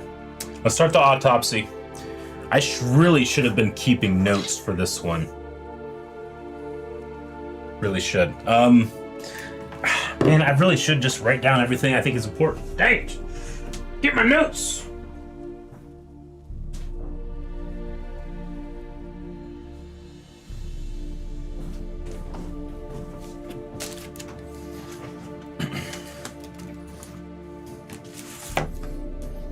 Because everything right now is really pointing to the eternal fire being the thing that we should be looking at. But like I said, it feels like so much. I don't know if that's suspicious. too much. Eternal fire.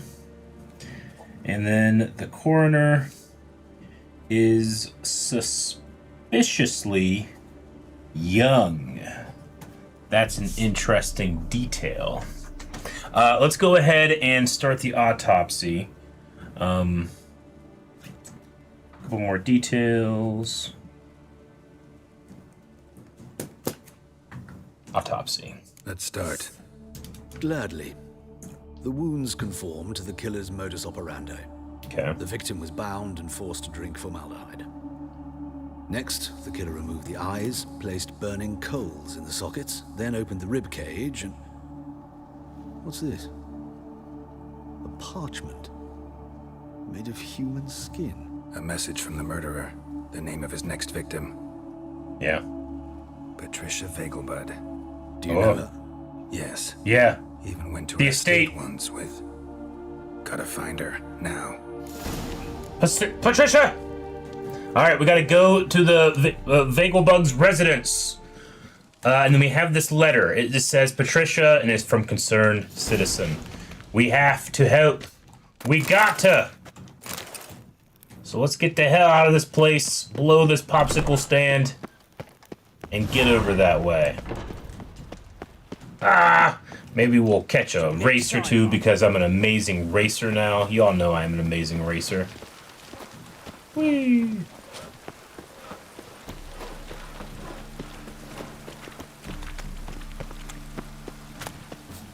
I just found this Concerned Citizen sermon. It's just on the floor. Remember, dear people, that a fire once lit cannot be stopped. That it consumes everything in its path and only ceases to rage once all has been turned to ash. Men cannot flee this element, and if they bow before it, if they let it into their hearts, they too turn to ash. Search then your consciences and live in accordance with the church's dictates before the time for penance has passed. Okay, you can just find that stuff now. I gotta look around. We gotta look for those blue particles, I suppose. It's crazy you just found it on the floor like that.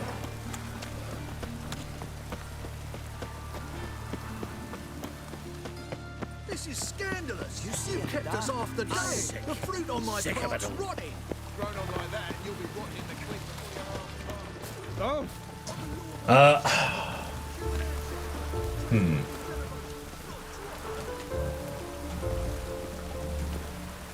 Good folk. Well, we have to quickly go, so let's fast travel. I don't imagine they expect me to take the long road, but I guess we could. But let's just fast travel here, just because we are way past the end of stream time. So yeah, I would probably haul ass too, but like I said, I'm after a stream, so I kind of want to get there and see what happens.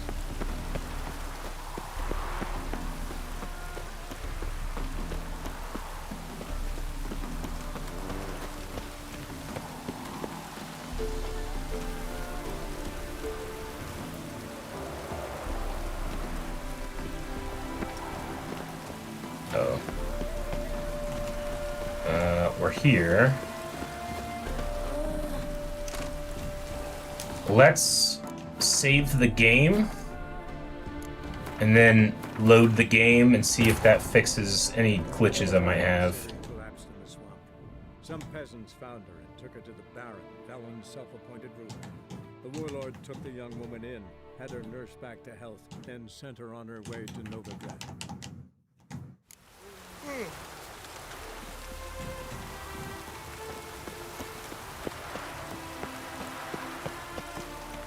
What do you want?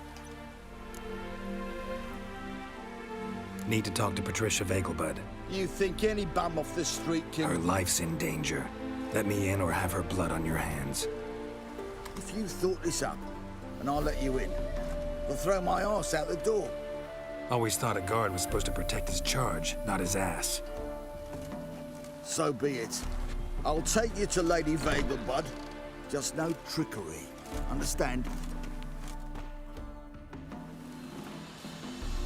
There she is. We saw her at the track earlier. Oh, Geralt, what a pleasant surprise. Not pleasant at all. I gotta see your mother. Her life's in danger. In danger? Come now. I saw Mother this morning. She seemed sad, true, but in perfect health.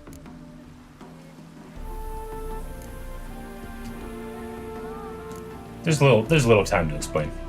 I'm hunting a serial killer, and I've got reason to believe your mother will be his next victim. Why, even if it's true, our gods... He's exceptionally cruel when he kills, tortures his victims, cuts out their hearts.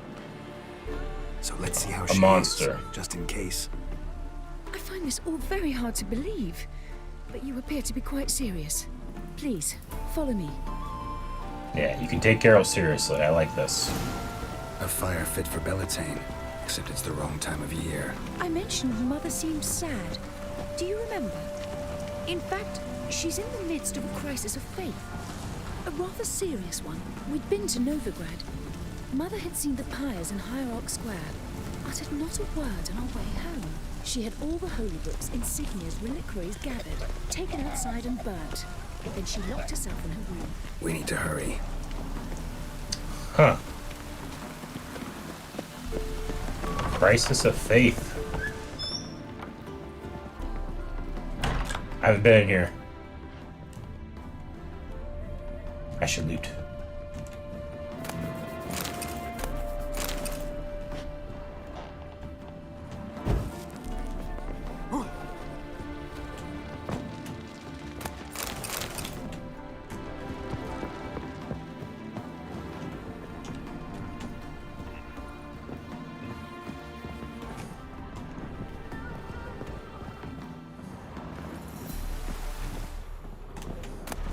Smell that hangs in the air. Do you know it? Hear that? Calm and quiet. All seems to be in order. We should go in, just to be sure. You're relentless, aren't you? Fine. But wait here, please. Mother's certainly not in the mood for guests. Oh! He ran out the other door! Catch him! Oh no, man. Fuck! Go, go, go, go, go! Where'd he go? Dogs? Dogs!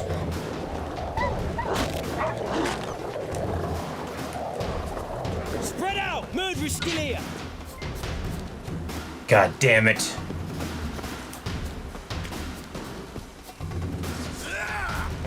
Why are you guards attacking me? Where'd the murderer go? Chase the murderer. Did he go out? I don't want to attack you fucks. Garrus, thank you for subscribing.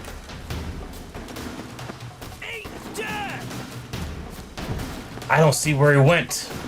I would imagine he just left.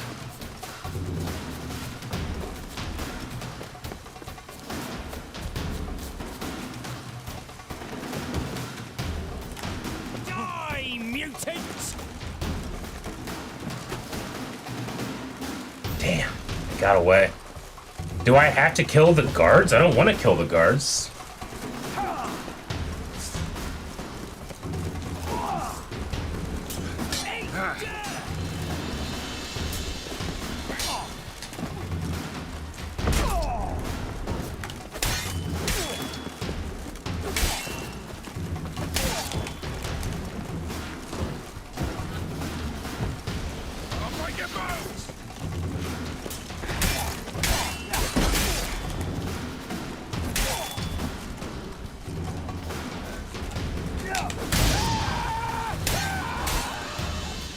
Oh, okay, they're going down.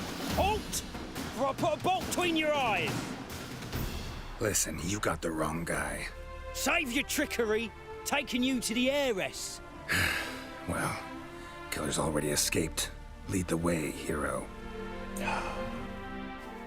Man, her poor mom. We got him, Lady Ingrid. Wasn't easy, but... Lower that crossbow before you hurt yourself. This man is innocent. Forgive me. I saw him running. Thought it was the killer fleeing. I was chasing him, and I'd have caught him if you hadn't gotten in my way. Out of my sight, at once! Mother! Why did he do this to her? Why?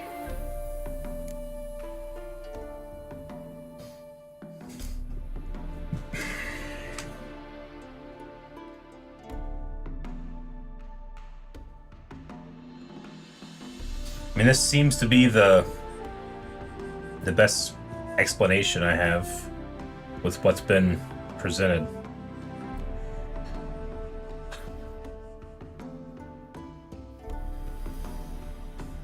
Because she blasphemed the eternal fire, only thing that ties her to the other victims. Ingrid, I know this is a hard time for you, but usually the killer leaves a note on the body, a note indicating his next victim. May I? Very well. But you should be on your own. I do not wish to see her in this state. I do not wish to remember her like that. And let her be the last victim. Please. Damn, dude.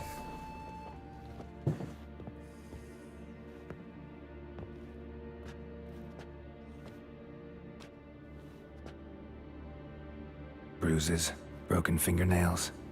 She defended herself.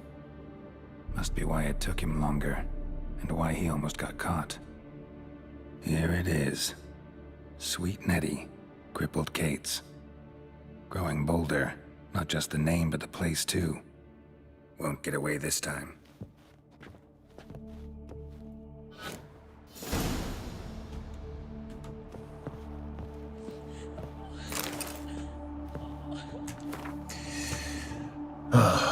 Remember, good people, that the fire devours everything in its path, sparing no one and stopping for nothing. The fire burns all sinners alike, be they paupers or princes, men or non-humans, weak or powerful. Whoever breaks its commandments, whoever does not heed the church's counsel, whoever worships false gods, the same shall be turned to ash in its flame. Live then in the truth of the eternal fire. Listen to its holy men, for they are your shepherd.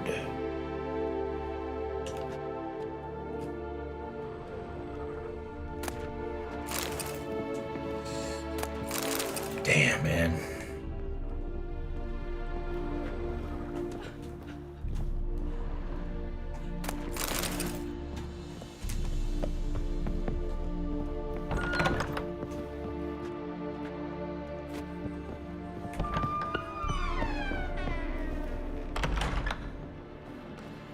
Feel bad for Ingrid. And we're gonna fire that guard!